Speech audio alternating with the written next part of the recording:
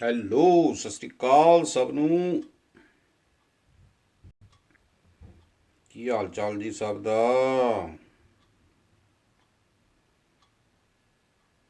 ਸਭ ਠੀਕ ਠਾਕ ਹੋ ਜੀ? ਹਾਲ ਚਾਲ ਜੀ ਸਭ ਦਾ?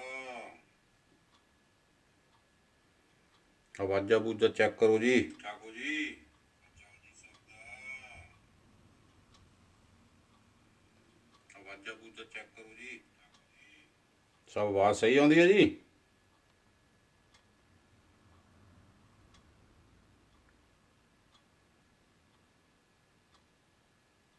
ਹੈਲੋ।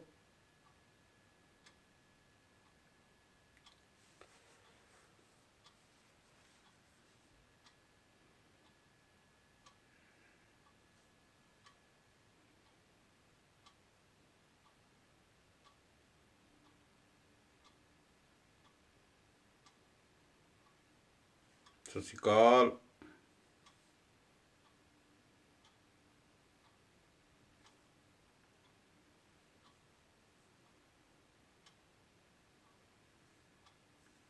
ਸਤਿ ਸ਼੍ਰੀ ਅਕਾਲ ਜੀ, ਸਤਿ ਸ਼੍ਰੀ ਅਕਾਲ। ਆਓ ਜੀ 5 ਵਜੇ ਵਾਲਿਓ।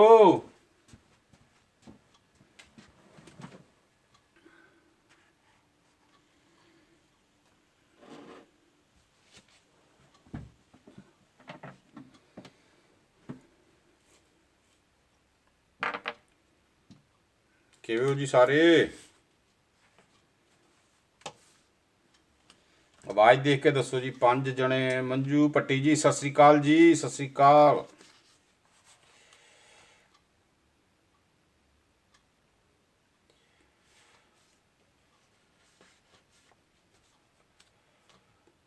ਰਣਜੀਤ ਕੌਰ ਜੀ ਸਤਿ ਸ਼੍ਰੀ ਅਕਾਲ।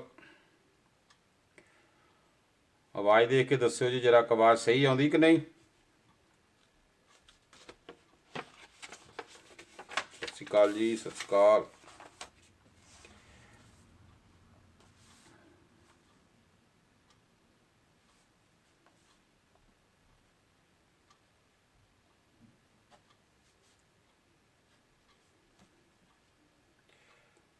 ਥੈਂਕ ਯੂ ਮੰਜੂ ਜੀ, thank you thank you thank you. ਹਾਂਜੀ ਚਲੋ ਬਾਬੇ ਦੀ ਕਿਰਪਾ ਜੀ। ਇਹਨੂੰ ਥੋੜ੍ਹੇ ਹੱਥ ਪਿਆ। ਸਤਿ ਸ਼੍ਰੀ ਅਕਾਲ ਪ੍ਰੀਤੋ ਜੀ, ਸਤਿ ਸ਼੍ਰੀ ਅਕਾਲ ਜੀ, ਸਤਿ ਸ਼੍ਰੀ ਅਕਾਲ।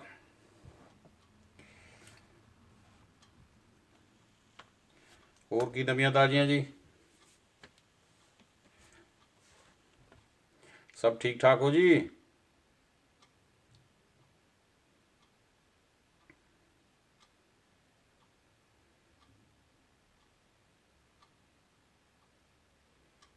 ਸਭ ਠੀਕ ਠਾਕ ਹੋ ਜੀ ਸਾਰੇ?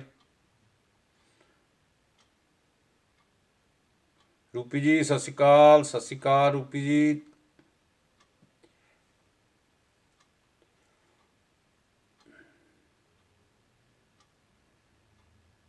ਚਲੋ ਵਧੀਆ ਜੀ, ਬਾਬੇ ਦੀ ਕਿਰਪਾ ਚਾਹੀਦੀ ਸਾਰਿਆਂ 'ਤੇ ਜੀ।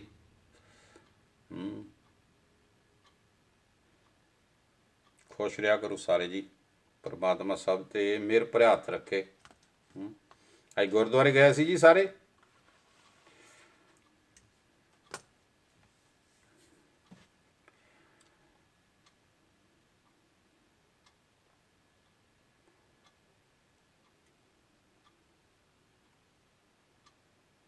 ਹੋਰ ਨਵੀਂ ਤਾਜ਼ੀ ਜੀ? ਰੂਪੀ ਜੀ ਇਸ ਵੇਲੇ ਚਾਹ ਦਾ ਟਾਈਮ ਹੁੰਦਾ, ਸਾਰੇ ਆਉਂਦੇ ਨਹੀਂ ਜੀ ਚੰਗੀ ਤਰ੍ਹਾਂ, ਹੈ ਨਾ? ਚਾਹ ਦਾ ਟਾਈਮ ਹੁੰਦਾ 5 ਵਜੇ। ਗੁਰਦੁਆਰੇ ਸਾਰੇ ਫ੍ਰੀ ਹੋ ਕੇ ਜੀ ਘਰ ਜਾਂਦੇ ਆ, ਚਾਹ ਚੂ ਬਣਾਉਂਦੇ ਆ। ਮੈਂ ਵੀ ਠੀਕ ਠਾਕ ਮੰਜੂ ਜੀ, ਬਹੁਤ ਕਿਰਪਾ ਜੀ। ਬਹੁਤ ਬਹੁਤ ਧੰਨਵਾਦ ਤੁਹਾਡਾ ਸਭ ਦਾ ਜੀ। ਹਾਂ ਅੱਛਾ, ਤੁਸੀਂ ਵੀ ਗਏ ਸੀ ਅੱਜ? ਠੀਕ ਆ ਠੀਕ ਆ, ਸਹੀ ਹੈ ਜੀ। ਮੈਂ ਤਾਂ ਜੀ ਗਿਆ ਨਹੀਂ ਅੱਜ, ਤੁਹਾਨੂੰ ਦੱਸਾਂ। ਮੈਨੂੰ ਇੱਦਾਂ ਲੱਗਦਾ ਜਿੱਦਾਂ ਮੈਂ ਥੱਕਿਆ ਬਹੁਤ ਹੁੰਦਾ। ਹਾਂ ਓਕੇ ਠੀਕ ਹੈ ਠੀਕ ਹੈ, ਨਾਲ ਨਾਲ ਚਾਹ ਵੀ ਪੀ ਰਹੇ ਹਾਂ ਜੀ। ਓਕੇ ਹਾਂ ਮੰਜੂ ਜੀ, ਇਹ ਵੀ ਕੰਮ ਜ਼ਰੂਰੀ ਆ। ਹਾਂਜੀ ਰੂਪੀ ਜੀ, ਇਹ ਅੱਜ ਦਿਨ ਸੀਗਾ ਜੀ ਕਹਿੰਦੇ ਹੈ।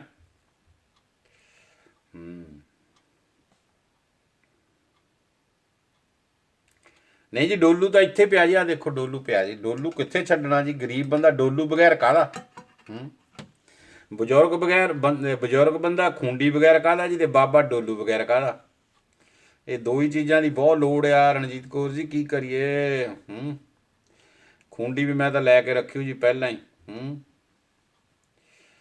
ਹੋਰ ਕਿਆ, ਕਿਰਪਾ ਹੋ ਰਹੀ ਜੀ ਤੁਹਾਡੀ ਸਭ ਦੀ। ਸਭ ਖੁਸ਼ ਰਿਹਾ ਕਰੋ ਜੀ।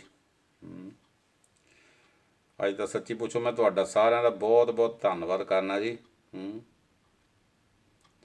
ਕਿ ਤੁਸੀਂ ਆਪਣਾ ਟਾਈਮ ਕੱਢ ਕੇ ਇੰਨਾ ਮੇਰੇ ਨਾਲ ਉੱਥੇ ਜਾਂਦੇ ਰਹੇ। ਖਾਸ ਕਰਕੇ ਮੰਜੂ ਜੀ ਹੁਣਾਂ ਦਾ ਤਾਂ ਬਹੁਤ ਬਹੁਤ ਧੰਨਵਾਦ, ਜਿਨ੍ਹਾਂ ਨੇ ਇੰਨਾ ਟਾਈਮ ਕੱਢਿਆ ਅਤੇ ਦੋ ਦੋ ਗੱਡੀਆਂ ਲੈ ਕੇ ਜਾਂਦੇ ਰਹੇ ਜੀ। ਮੇਰੇ ਕੋਲ ਸ਼ਾਇਦ ਉਹ ਸ਼ਬਦ ਨਹੀਂ ਹੈਗੇ ਜਿਹੜੇ ਮੈਂ ਇਹਨਾਂ ਦੇ ਲਈ ਵਰਤਾਂ। ਇਸ ਕਰਕੇ ਮੈਂ ਬਹੁਤ ਬਹੁਤ ਧੰਨਵਾਦ ਆ ਮੰਜੂ ਜੀ ਤੁਹਾਡਾ। ਬਾਕੀ ਵੀ ਜਿਨ੍ਹਾਂ ਨੇ ਸਾਥ ਦਿੱਤਾ ਜੀ, ਸਭ ਦਾ ਬਹੁਤ ਧੰਨਵਾਦ ਆ। ਉੱਥੋਂ ਗੁਰਪਾਲ ਜੀ ਸਾਡੇ ਨਾਲ ਬਹੁਤ ਚੰਗੀ ਤਰ੍ਹਾਂ ਜੁੜੇ ਰਿਹਾ, ਜਿਨ੍ਹਾਂ ਨੇ ਵੀ ਸਾਥ ਦਿੱਤਾ ਜੀ, ਮੈਂ ਸਭ ਦਾ ਬਹੁਤ ਧੰਨਵਾਦ ਆ। ਅਤੇ ਮਨ ਨੂੰ ਖੁਸ਼ੀ ਹੁੰਦੀ ਆ ਵੀ ਚਲੋ ਅਸੀਂ ਕੁਛ ਨਾ ਕੁਛ ਥੋੜ੍ਹਾ ਬਹੁਤਾ ਚੰਗਾ ਕੰਮ ਕੀਤਾ, ਹੈ ਨਾ। ਅਤੇ ਬਾਬੇ ਦੀ ਬੜੀ ਕਿਰਪਾ ਰਹੀ ਜੀ, ਜਿੰਨਾ ਕੁ ਹੋ ਸਕਿਆ, ਜਿੰਨਾ ਕਰ ਕਿਸੇ ਦੇ ਨਾਲ ਖੜ੍ਹ ਸਕਿਆ ਆਪਾਂ ਕੋਸ਼ਿਸ਼ ਕੀਤੀ, ਅਤੇ ਬਾਬੇ ਦੀ ਮਿਹਰ ਰਹੀ ਜੀ ਸਾਰੀ। ਸਾਰੇ ਜਣੇ ਆਓ ਜਰਾ ਗਰੁੱਪ ਬੜਾ ਕਰੀਏ ਜੀ। ਹਾਂਜੀ ਬਿਲਕੁਲ ਬਿਲਕੁਲ ਜੀ, ਇਹ ਤਾਂ ਮੰਜੂ ਜੀ ਹੈਗਾ, ਸਭ ਕੁਛ ਉਹਦੇ ਹੱਥ ਆ, ਅਤੇ ਜੋ ਉਹਨੂੰ ਭਾਉਂਦਾ ਉੱਦਾਂ ਹੁੰਦਾ ਜੀ, ਅਤੇ ਉਹੀ ਆਪਾਂ ਨੂੰ ਸਾਰਿਆਂ ਨੂੰ ਹਿੰਮਤ ਦਿੰਦਾ ਜੀ। ਕਈ ਵਾਰੀ ਪਤਾ ਕੀ ਹੁੰਦਾ ਜੀ, ਜਿਹੜਾ ਗੁਆਂਢ ਬੈਠਾ ਹੁੰਦਾ ਉਹਨੂੰ ਹਿੰਮਤ ਨਹੀਂ ਮਿਲਦੀ, ਉਹ ਗੁਆਂਢ ਬੈਠਾ ਨਹੀਂ ਕੁਛ ਕਰ ਸਕਦਾ, ਅਤੇ ਕਈ ਵਾਰੀ ਹੁੰਦਾ ਬੰਦੇ 200 ਕਿਲੋਮੀਟਰ ਤੋਂ ਆ ਕੇ ਕਰ ਜਾਂਦੇ ਆ। ਬਸ ਇਹ ਕਿਰਪਾ ਸਾਰਿਆਂ 'ਤੇ ਬਣੀ ਰਹੇ ਜੀ। ਬਿਲਕੁਲ। ਰਣਜੀਤ ਕੌਰ ਜੀ ਤੁਹਾਨੂੰ ਵੀ ਜੀ ਮੁਬਾਰਕ, ਸਭ ਨੂੰ ਮੁਬਾਰਕ ਜੀ। ਜਿੰਨੇ ਸਾਡੇ ਇਸ ਵੇਲੇ ਨਾਲ ਜੁੜ ਰਹੇ ਸਭ ਨੂੰ ਮੁਬਾਰਕ। ਰਛਪਾਲ ਭਾਜੀ ਸਤਿ ਸ਼੍ਰੀ ਅਕਾਲ। ਹੋਰ ਭਾਜੀ ਕੀ ਹਾਲ ਚਾਲ ਨੇ, ਠੀਕ ਠਾਕ ਹੋ?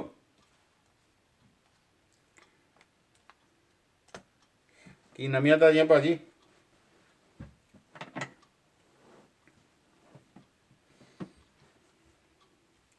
ਅੱਜ ਕੈਮਰੇ ਨੂੰ ਆ ਕੇ ਜੀ ਪਹਿਲਾਂ ਹੱਥ ਫੇਰਿਆ, ਮੈਂ ਕਿਹਾ ਆਵਾਜ਼ ਖ਼ਰਾਬ ਕਰ ਦੇਣਾ ਤੂੰ, ਕਿਆ ਬਾਤ ਹੈ ਭਾਜੀ। ਆ ਕੀ ਚੁੰਡੀ ਜੇ ਬਣਾਤੀ, ਇਹਦਾ ਮਤਲਬ ਬਹੁਤ ਵਧੀਆ ਹਾਲ ਹੁੰਦਾ ਹੈ ਨਾ।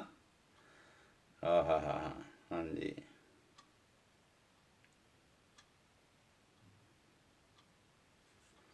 ਇਹ ਤਾਂ ਗੱਲ ਹੈਗੀ ਆ ਜੀ। ਮੈਂ ਤਾਂ ਸਹੀ ਗੱਲ, ਤੁਹਾਨੂੰ ਪਤਾ ਨਹੀਂ ਮੰਜੂ ਜੀ, ਇੱਕ ਗੱਲ ਮੈਂ ਕਈ ਵਾਰੀ ਬੈਠਾ ਸੋਚਦਾ ਹੁੰਦਾ ਵੀ ਪਹਿਲਾਂ ਵੀ ਇੱਦਾਂ ਹੋਊਗਾ, ਜਾਂ ਇਹ ਹੁਣ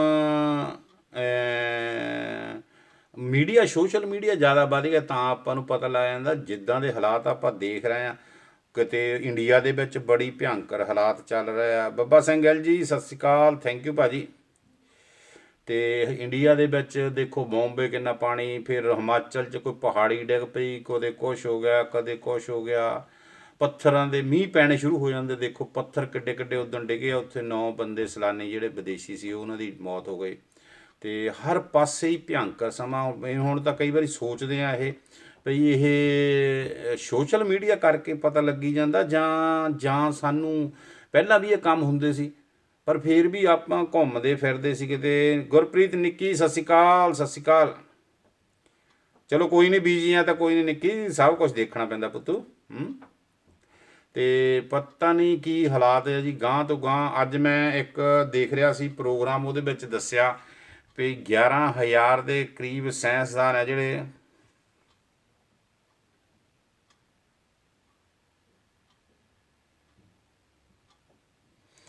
ਨਹੀਂ। ਹੁਣ ਕੁਛ ਜ਼ਿਆਦਾ ਹਾਲਾਤ ਖਰਾਬ ਆ ਜੀ, ਕਿਉਂਕਿ ਜਿਹੜਾ ਅਸੀਂ ਠੀਕ ਹੈ ਰਣਜੀਤ ਕੌਰ ਜੀ, ਸਹੀ ਗੱਲ ਹੈ, ਵੀ ਸਹੀ ਗੱਲ ਆ। ਇਹ ਜਿਹੜਾ ਮਸਲਾ ਇਹ ਹੈ ਜੀ ਵੀ ਹੁਣ ਜਿਹੜਾ ਗਲੋਬਲ ਵਾਰਮਿੰਗ ਦਾ ਪ੍ਰੋਬਲਮ ਹੈ, ਜਿਹੜੀ ਧਰਤੀ ਦੇ ਵਿੱਚ ਹੀਟ ਆ ਰਹੀ ਆ, ਗਰਮੀ ਆ ਰਹੀ ਆ। ਦੇਖੋ ਤੁਸੀਂ ਇਹਨਾਂ ਦਿਨਾਂ ਦੇ ਵਿੱਚ ਬੈਲਜੀਅਮ ਦੇ ਵਿੱਚ ਵੀ, ਇਹ ਨਹੀਂ ਮੈਂ ਕਹਿੰਦਾ ਵੀ ਗਰਮੀ ਨਹੀਂ ਹੁੰਦੀ ਸੀ, ਪਰ ਆਹ ਕੰਡੀਸ਼ਨ ਨਹੀਂ ਸੀ ਜਿੱਦਾਂ ਹੁਣ ਲਗਾਤਾਰ ਗਰਮੀ ਆ, ਚਾਹੇ ਮੀਂਹ ਵੀ ਪੈਂਦਾ। ਨਹੀਂ ਤਾਂ ਅੱਗੇ ਜਦੋਂ ਮੀਂਹ ਪੈਂਦਾ ਹੁੰਦਾ ਸੀ ਤਾਂ ਠੰਡ ਹੋ ਜਾਂਦੀ ਹੁੰਦੀ ਸੀ, ਜਾਕਟਾਂ ਪਾਉਣ ਵਾਲਾ ਬਣਿਆ ਦੇ। ਹੁਣ ਇੰਨੀ ਕੁ ਮਤਲਬ ਅੰਦਰ ਵੀ ਤੁਸੀਂ ਬੈਠੇ ਆ ਜਾਂ ਬਾਹਰ ਵੀ ਬੈਠੇ ਆ, ਤੁਹਾਨੂੰ ਗਰਮੀ ਲੱਗਦੀ ਚਾਹੇ ਬਾਹਰ ਮੀਂਹ ਵੀ ਪੈਂਦਾ। ਤੇ ਇਸ ਵਾਰੀ ਕੁਝ ਗਰਮੀ ਨੇ ਥੋੜਾ ਜਿਹਾ ਕੰਮ, ਮੈਂ ਪਰਸੋਂ ਚੌਥ ਜਿਹਾ ਇੱਕ ਫੋਟੋ ਦੇਖਦਾ ਸੀ, ਕਿਸੇ ਆਰਟਿਸਟ ਨੇ ਬਹੁਤ ਸੋਹਣੀ ਫੋਟੋ ਬਣਾਈ, ਮੈਨੂੰ ਉਹ ਦੇਖ ਕੇ ਮਤਲਬ ਇੱਕ ਉਹਦੇ ਵਿੱਚੋਂ ਦੇਖ ਕੇ ਤੁਹਾਨੂੰ ਇੱਕ ਮੈਸੇਜ ਮਿਲਦਾ, ਉਹ ਬਹੁਤ ਵਧੀਆ ਮੈਨੂੰ ਲੱਗਾ। ਉਹਨਾਂ ਨੇ ਤੇ 3 ਸਿੱਲੀਆਂ ਜਿਹੜੀਆਂ ਜਾਂ ਬਲੋਕ ਕਹਿ ਲਈਏ ਬਰਫ਼ ਦੇ ਥੱਲੇ ਰੱਖੇ, ਤੇ ਉੱਥੇ ਫਰੇਮ ਬਣਾਇਆ, ਫਰੇਮ ਦੇ ਨਾਲ ਰੱਸੇ ਪਾ ਕੇ ਉਹ ਗਲਾਂ ਦੇ ਵਿੱਚ ਪਾ ਲਿਆ। ਤੇ ਉਹ ਦੱਸਣਾ ਕੀ ਚਾਹੁੰਦਾ ਸੀ ਵੀ ਜਿੱਦਾਂ ਜਿੱਦਾਂ ਧਰਤੀ ਦੇ ਥੱਲੇ ਦੀ ਬਰਫ਼ ਖੁਰਦੀ ਜਾ ਰਹੀ ਹੈ, ਇੱਦਾਂ ਇੱਦਾਂ ਅਸੀਂ ਆਪਣੇ ਆਪ ਨੂੰ ਮਤਲਬ ਫਾਂਸੀ ਲੈ ਰਹੇ ਇੱਕ ਕਿਸਮ ਦਾ, ਮੌਤ ਦੇ ਮੂੰਹ ਵੱਲ ਨੂੰ ਜਾ ਰਿਹਾ। ਉਹਨਾਂ ਦਾ ਦੱਸਣ ਦਾ ਮਤਲਬ ਇਹ ਸੀ, ਤੇ ਉਹ ਬਿਲਕੁਲ ਸੱਚਾਈ ਗੱਲ ਹੈ ਵੀ ਜਿੰਨੀ ਧਰਤੀ ਦੇ ਥੱਲੇ ਹੀਟ ਹੋਈ ਜਾਂਦੀ ਆ। ਹਾਂਜੀ ਬਿਲਕੁਲ, ਉਹ ਸਮਾਂ ਵੀ ਭਿਅੰਕਰ ਸੀਗਾ ਜੀ, ਬਿਲਕੁਲ। ਪਰ ਉਹ ਕੁਛ ਹੋਰ ਤਰ੍ਹਾਂ ਇੱਦਾਂ ਦਾ ਜਿਹੜਾ ਨੈਚੁਰਲ ਪ੍ਰੋਬਲਮਾਂ ਸੀ ਨਾ ਜੀ, ਮੈਨੂੰ ਲੱਗਦਾ ਕਿਆ ਬਾਤ ਹੈ ਜੀ, ਹਾਕੀ ਸੈਮੀਫਾਈਨਲ 'ਚ ਪਹੁੰਚ ਗਈ, ਬਾਤ ਬਾਤ ਕਿਆ ਬਾਤ, ਵਧਾਈਆਂ ਜੀ ਹਾਕੀ ਵਾਲਿਆਂ ਨੂੰ। ਮੈਂ ਤਾਂ ਫੋਟੋ ਲਾਈ ਹੋਈ ਜੀ ਉਹਨਾਂ ਦੀ ਨਾਲ ਆਪਣੇ ਉੱਤੇ, ਮੇਰੀ ਫੇਸਬੁੱਕ 'ਤੇ ਦੇਖੋ, ਹਾਕੀ ਸਰਦਾਰਾ ਸਿੰਘ ਦੀ ਫੋਟੋ ਲੱਗੀ ਹੋਈ ਮੇਰੀ ਨਾਲ ਉਹਦੇ। ਤੇ ਉਸ ਵੇਲੇ ਮੇਰਾ ਖਿਆਲ ਆ ਗਲੋਬਲ ਵਾਰਮਿੰਗ ਦਾ ਸਿਸਟਮ, ਜਾਂ ਜਿਹਨੂੰ ਅਸੀਂ ਧਰਤੀ ਦੇ ਥੱਲੇ ਦੀ ਹੀਟ ਗਰਮੀ ਕਹਿੰਦੇ ਆ, ਇੱਦਾਂ ਦਾ ਸਿਸਟਮ ਨਹੀਂ ਸੀ ਮੇਰਾ ਖਿਆਲ। ਉਦੋਂ ਲੋਕ ਆਪਸ 'ਚ ਲੜ ਕੇ, ਜਾਂ ਕੁਛ ਇੱਦਾਂ ਦਾ ਵੀ ਆਇਆ ਜਿੱਦਾਂ ਹੁਣ ਗੁਰੂ ਹਰਕ੍ਰਿਸ਼ਨ ਜੀ ਦੇ ਵੇਲੇ ਚੇਚਕ ਦੀ ਬਿਮਾਰੀ ਆ ਗਈ ਉਦੋਂ ਵੀ, ਪਰ ਉਹ ਮਸਲੇ ਕੁਛ ਹੋਰ ਤਰ੍ਹਾਂ ਦੇ ਸੀ। ਹੁਣ ਜਿਹੜਾ ਮਸਲਾ ਇਹ ਬੜਾ ਭਿਅੰਕਰ ਜਿਹਾ ਹੋਈ ਜਾ ਰਿਹਾ। ਤੇ ਤੁਸੀਂ ਦੇਖੋ ਪਈ ਕਿੰਨੀ ਥੱਲਿਓਂ ਗਰਮੀ ਆ, ਜਿਹਦੇ ਨਾਲ ਉਹ ਦੱਸ ਰਿਹਾ ਵੀ ਹੁਣ ਮੈਨੂੰ ਅੱਜ ਪੜ੍ਹ ਰਿਹਾ ਸੀ,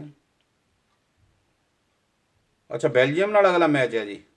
ਤੇ ਜੇ ਬੈਲਜੀਅਮ ਨਾਲ, ਤਾਂ ਜੀ ਫਿਰ ਬੈਲਜੀਅਮ ਵਾਲੇ ਬੜੇ ਤਕੜੇ ਆ, ਇਹਨੂੰ ਇੰਡੀਆ ਵਾਲਿਆਂ ਤੋਂ ਸਿੱਖ ਕੇ ਇਹਨਾਂ ਨੇ ਹਰਾ ਦੇਣਾ ਜੀ। ਅੱਗੇ ਪਿਛਲੀ ਵਾਰੀ ਬੈਲਜੀਅਮ ਵਾਲੇ ਇੰਡੀਆ ਵਾਲਿਆਂ ਤੋਂ ਜਿੱਤ ਕੇ ਲਾਏ ਟਰੋਫੀ। ਤੇ ਉਹ ਜਿਹੜਾ ਮਸਲਾ ਜੀ ਜਿਹੜਾ ਧਰਤੀ ਦਾ ਗਰਮੀ ਵਧਣ ਦਾ ਕਾਰਨ ਆ, ਇਹਦੇ ਨਾਲ ਜਿਹੜੀਆਂ ਬਹੁਤ ਮੁਸ਼ਕਲਾਂ ਬਣ ਰਹੀਆਂ। ਤੁਸੀਂ ਦੇਖੋ ਪਈ, ਮੈਂ ਅੱਜ ਤੋਂ 26-27 ਸਾਲ ਪਹਿਲਾਂ, 26 ਸਾਲ ਮੰਨ ਲਓ ਪਹਿਲਾਂ ਬੈਲਜੀਅਮ ਦੇ ਵਿੱਚ ਆਇਆ ਸੀ। ਤੇ ਮੈਂ ਜਦੋਂ ਆਇਆ ਸੀ, ਮੈਂ ਇੱਕ ਪਿੰਡ ਦੇ ਵਿੱਚ ਰਹਿੰਦਾ ਸੀ। ਉਸ ਪਿੰਡ ਦੇ ਵਿੱਚ ਮੇਰਾ ਖਿਆਲ 300 ਘਰ ਹੋਣਾ, ਤੇ ਹਜ਼ਾਰਾਂ ਦੇ ਹਿਸਾਬ ਨਾਲ ਦਰਖਤ ਸੀ, ਜੰਗਲ ਸੀ। ਤੇ ਜਦੋਂ ਅਸੀਂ ਕਦੇ ਘੁੰਮਣ ਬਾਹਰ ਨਿਕਲਦੇ ਸੀ ਤਾਂ ਨੋਰਮਲ ਹਿਰਨ ਜਿਹੜੇ ਹੁੰਦੇ ਆ ਉਹ ਮੱਥੇ ਲੱਗਦੇ ਸੀ।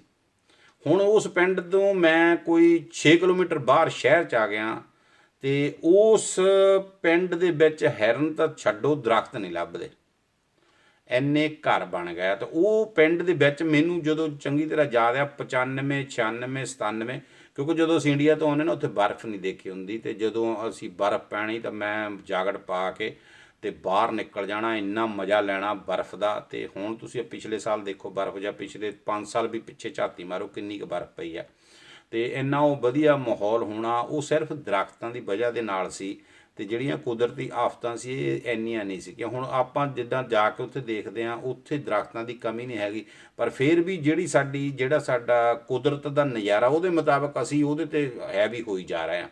ਤੇ ਉਸੇ ਕਾਰਨ ਕਰਕੇ ਮੈਨੂੰ ਲੱਗਦਾ ਇਹ ਜਿਹੜੀਆਂ ਜ਼ਿਆਦਾ ਤੋਂ ਜ਼ਿਆਦਾ ਆਫਤਾਂ ਜਿਹੜੀਆਂ ਵਧੀ ਜਾ ਰਹੀਆਂ, ਤੇ ਸਰਕਾਰਾਂ ਵੀ ਇਸ ਪਾਸੇ ਲੱਗੀਆਂ, ਪਰ ਬਹੁਤ ਥਾਈਂ ਘੱਟ ਲੱਗੀਆਂ। ਜਿੰਨਾ ਹੁਣ ਪੋਲੂਸ਼ਨ ਦੇਖੋ ਕਿੰਨਾ, ਗੰਦਗੀ ਕਿੰਨੀ ਆ। ਤੇ ਜੇ ਜਲੰਧਰ ਵਾਲਿਆਂ ਨੂੰ ਪਤਾ ਵੀ ਪਿਛਲੇ ਦਿਨੀ ਜਦੋਂ ਕਰੋਨਾ ਚੱਲਿਆ ਸੀ ਤਾਂ ਗੱਡੀਆਂ ਗੁੱਡੀਆਂ ਲੋਕਾਂ ਰੋਕਦੀਆਂ ਸੀ, ਤਾਂ ਦੱਸਦੇ ਸੀ ਤੇ ਹਿਮਾਚਲ ਦੇ ਪਹਾੜ ਦਿਸਣ ਲੱਗ ਪਿਆ ਸੀ ਜਲੰਧਰ ਤੋਂ। ਤੇ ਤੁਸੀਂ ਹਿਸਾਬ ਲਾਓ ਵੀ ਉਹ ਜੇ ਇੱਦਾਂ ਰੋਕ ਕੇ ਇੰਨਾ ਸਫਾਈ ਹੋਈ, ਤੇ ਆਪਾਂ ਹੁਣ ਕਿੰਨਾ ਗੰਦ ਡੇਲੀ ਦੀ ਡੇਲੀ ਪਾਉਂਦੇ ਹਾਂ। ਤੇ ਪੰਜਾਬ ਤਾਂ ਸਾਡੇ ਆਪਣੇ ਇੰਡੀਆ ਦੀ ਤਾਂ ਗੱਲੇ ਛੱਡ ਦਿਓ ਨਾ ਜੀ, ਇੱਥੇ ਖਾਧਾ, ਇੱਥੇ ਸਿੱਟਿਆ। ਤੇ ਬਹੁਤ ਤਹੀਂ ਤੁਸੀਂ ਯਕੀਨ ਕਰਿਓ, ਆਪਾਂ ਕਿਸੇ ਵੀ ਸ਼ਹਿਰ ਵਿੱਚੋਂ ਪਿੰਡ ਵਿੱਚੋਂ ਲੰਘੀਏ, ਅੱਗੇ ਗੋਹੇ ਦੇ ਢੇਰ ਹੁੰਦੇ ਸੀ ਤੇ ਉਹਦਾ ਕੁਛ ਨੈਚੁਰਲ ਬਣਦਾ ਸੀ, ਉਹ ਖੇਤਾਂ ਨੂੰ ਜਾਂਦਾ ਸੀ। ਅੱਜ ਪਲਾਸਟਿਕ ਦੇ ਲਿਫਾਫਿਆਂ ਦੇ ਢੇਰ ਲੱਗੇ ਹੋਆ ਜੀ। ਤੇ ਤੁਸੀਂ ਹਿਸਾਬ ਲਾ ਲਓ ਵੀ ਉਹ ਜਿਹੜੇ ਪਲਾਸਟਿਕ ਆ ਉਹਨੇ ਕੀ ਸਾਡਾ ਸੁਧਾਰਨਾ, ਤੇ ਕੀ ਸਾਨੂੰ ਉਹਨੂੰ ਫਾਇਦਾ ਦੇਣਾ, ਕੀ ਉਹਦੇ ਨੁਕਸਾਨ ਹੋਣੇ ਆ, ਸਾਨੂੰ ਨਹੀਂ ਕੁਛ ਵੀ ਪਤਾ। ਪਰ ਆਉਣ ਵਾਲੀਆਂ ਨਸਲਾਂ ਜਿਹੜੀਆਂ ਉਹ ਪਲਾਸਟਿਕ ਨੇ ਤਬਾਹ ਕਰ ਦੇਣੀਆਂ, ਕਿਉਂਕਿ ਪਲਾਸਟਿਕ ਜਿਹੜੀ ਗਲਦੀ ਨਹੀਂ ਛੇਤੀ। ਤੇ ਇਹੋ ਜਿਹਾ ਮਾਹੌਲ ਬਣਿਆ ਜੀ, ਕੀ ਕਰ ਸਕਦੇ ਹਾਂ। ਬਹੁਤ ਮਨ ਨੂੰ ਕਈ ਵਾਰੀ ਦੁੱਖ ਲੱਗਦਾ ਇਹ ਚੀਜ਼ਾਂ ਨੂੰ ਦੇਖ ਕੇ, ਪਰ ਸਾਡੇ ਬੱਸ 'ਚ ਕੁਛ ਨਹੀਂ। ਤੇ ਕੋਸ਼ਿਸ਼ ਕਰਦੇ ਹਾਂ। ਹੁਣ ਉਹ ਅੱਜ ਮੈਂ ਦੇਖ ਰਿਹਾ ਸੀਗਾ ਵੀ 11,000 ਜਿਹੜੇ ਸਾਇੰਸਦਾਨ ਹੈ ਉਹਨਾਂ ਨੇ ਇਕੱਠੇ ਹੋ ਕੇ ਇਹ ਮੀਟਿੰਗ ਕਰਕੇ ਗੱਲਬਾਤ ਕੀਤੀ ਆ ਵੀ ਜਿਹੜਾ ਦੁਨੀਆ ਦੇ ਵਿੱਚ ਖਾਤਮੇ ਦੀਆਂ ਜਿਹੜੀਆਂ ਨਿਸ਼ਾਨੀਆਂ ਉਹ ਚੱਲ ਰਹੀਆਂ, ਇਹ ਖਾਤਮਾ ਪਹਿਲੀ ਵਾਰ ਨਹੀਂ ਹੋਣਾ ਜੀ, ਇਹ ਤੋਂ ਪਹਿਲਾਂ ਵੀ ਹੋਇਆ। ਤੇ ਤੁਸੀਂ ਕੁਛ ਬੁੱਕਾਂ ਸਾਡੀਆਂ ਜਿਹੜੀਆਂ ਹੈਗੀਆਂ ਪੁਰਾਣੀਆਂ ਉਹ ਦੱਸਦੀਆਂ ਵੀ ਦੁਨੀਆ ਦੇ ਵਿੱਚ ਖਾਤਮਾ ਹੋਇਆ ਸੀ, ਤੇ ਪਾਣੀ ਪਾਣੀ ਹੋ ਗਿਆ ਸੀ ਪੂਰੀ ਦੁਨੀਆ ਦੇ ਵਿੱਚ। ਤੇ ਜਦੋਂ ਵੀ ਕਿਸੇ ਕਿਸਮ ਦੀ, ਫਿਰ ਜਦੋਂ ਪਾਣੀ ਆਉਂਦਾ ਤੇ ਫਿਰ ਜੀ ਕੁਦਰਤੀ ਜਿਹੜੇ ਆਪਣੇ ਨਵੇਂ ਬੂਟੇ, ਨਵੇਂ ਦਰਖਤ ਇਹ ਉੱਗਦੇ ਆ, ਨਵਾਂ ਜਿਹੜਾ ਉਹ ਇੱਕ ਬੀ ਆਉਂਦਾ ਤੇ ਉਹ ਸਾਰਾ ਆਉਂਦਾ ਆਪਣੇ ਨਵੇਂ ਨਵੇਂ ਜਿਹੜੇ ਬੂਟੇ ਪੈਦਾ ਹੁੰਦੇ ਆ। ਤੇ ਹੁਣ ਦੀ ਪੋਜੀਸ਼ਨ ਦੇ ਵਿੱਚ ਲੱਗਦਾ ਕਈ ਵਾਰੀ ਇਦਾਂ ਜੀ, ਜਿੱਦਾਂ ਦਿਨ ਪਰ ਦਿਨ ਰੋਜ਼ ਕੋਈ ਨਾ ਕਿਤੇ ਉੜ ਗਿਆ, ਕਿਤੇ ਕੁਛ ਹੋ ਗਿਆ, ਕਿਤੇ ਕੁਛ ਹੋ ਗਿਆ, ਕਿਤੇ ਕੁਛ ਹੋ ਗਿਆ। ਹਾਲਾਤ ਇੰਨੇ ਭਿਆਨਕ ਬਣੀ ਜਾਂਦੇ ਕਈ ਵਾਰੀ, ਤੇ ਆਪਣੇ ਆਪ ਨੂੰ ਡਰ ਲੱਗਣ ਲੱਗ ਪੈਂਦਾ ਹੈ ਨਾ। ਤੇ ਆਪਾਂ ਕਈ ਵਾਰੀ, ਮੈਂ ਉਦਣ ਹੜ੍ਹ ਚੋਂ ਗਿਆ ਲੰਘ ਕੇ, ਤਾਂ ਜਦੋਂ ਅਸੀਂ ਉੱਪਰ ਪਹਾੜੀਏ ਦੇ ਉੱਤੇ ਗਏ, ਮੈਂ ਕਿਹਾ ਇੱਥੇ ਲੋਕ ਸੇਫ ਹੋਣਗੇ। ਪਰ ਜੇ ਉਹਦੇ ਮੁਤਾਬਕ ਆਪਾਂ ਇੰਡੀਆ 'ਚ ਦੇਖੀਏ। ਸਤਿ ਸ਼੍ਰੀ ਅਕਾਲ ਰਵੀ ਜੀ।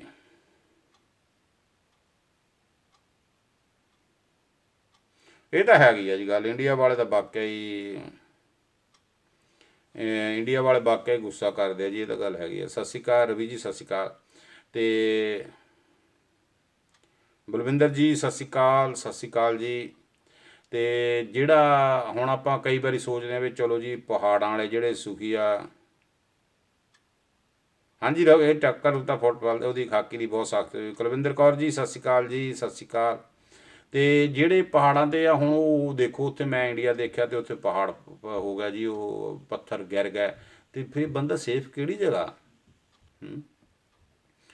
ਪਹਾੜਾਂ ਵਾਲਿਆਂ ਨੂੰ ਅਸੀਂ ਕਹਿੰਦੇ ਚਲੋ ਇੱਥੇ ਹੜ੍ਹ ਨਹੀਂ ਆਉਣਾ ਪਾਣੀ, ਤੇ ਜੇ ਉੱਥੋਂ ਐਦਾਂ ਪੱਥਰ ਉਖੜ ਗਏ ਜਾਂ ਮੀਂਹ ਪਾਤਾ ਪੱਥਰਾਂ ਦਾ, ਤੇ ਜਾਂ ਉਹ ਪਹਾੜ ਥੱਲੇ ਨੂੰ ਗਿਰ ਗਿਆ, ਤੇ ਤੁਸੀਂ ਆਪ ਹਿਸਾਬ ਲਾਓ ਵੀ ਅਸੀਂ ਸੇਫ ਕਿਹੜੀ ਜਗ੍ਹਾ?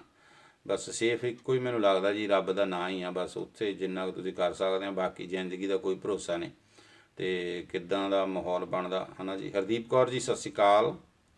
ਤੇ ਮਾਹੌਲ ਥੋੜ੍ਹਾ ਜਿਹਾ ਜੀ ਜਿੱਦਾਂ ਦਾ ਦੇਖ ਰਹੇ ਆ ਆਉਣ ਵਾਲੇ ਦਿਨਾਂ ਦਾ, ਗਰਮੀ ਜਿੱਦਾਂ ਵਧੀ ਜਾ ਰਹੀ ਆ ਹੈ ਨਾ। ਤੁਸੀਂ ਦੇਖੋ ਪਈ ਜਿੱਦਾਂ ਇਹ ਸਾਇੰਸਦਾਨ ਸਾਡੇ ਦੱਸਦੇ ਆ, ਗਲੋਬਲ ਵਾਰਮਿੰਗ ਦਾ ਕੰਮ ਉਹ ਜਿੱਦਾਂ ਜਿੱਦਾਂ ਵਧੀ ਜਾ ਰਿਹਾ, ਉਹਦੇ ਨਾਲ ਆਪਾਂ ਨੂੰ ਕਈ ਚੀਜ਼ਾਂ ਜਿਹੜੀਆਂ ਦਹਿਸ਼ਤ ਬਣਾ ਰਹੀਆਂ। ਹੁਣ ਦੱਸਦੇ ਆ ਜੀ ਪੰਜਾਬ ਦੇ ਲੋਕ ਪਈ ਇੰਨੇ ਕੁ ਬੂਟੇ ਕੱਟ ਹੋ ਗਏ, ਜੇ ਹਰ ਬੰਦਾ 5-10 ਬੂਟੇ ਲਾਵੇ।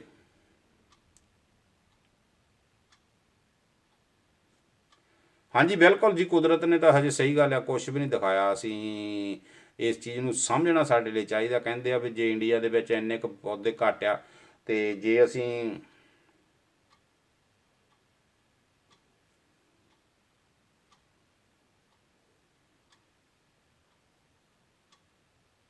ਇਹ ਤਾਂ ਇੰਡੀਆ ਵਾਲਿਆਂ ਦਾ ਸਾਫ਼ ਜਵਾਬ ਹੈ ਜੀ, ਉਹ ਨਹੀਂ ਇਸ ਗੱਲ ਦੀ ਵੈਸੇ ਪ੍ਰਵਾਹ ਪ੍ਰਭੂ ਕਰਦੇ।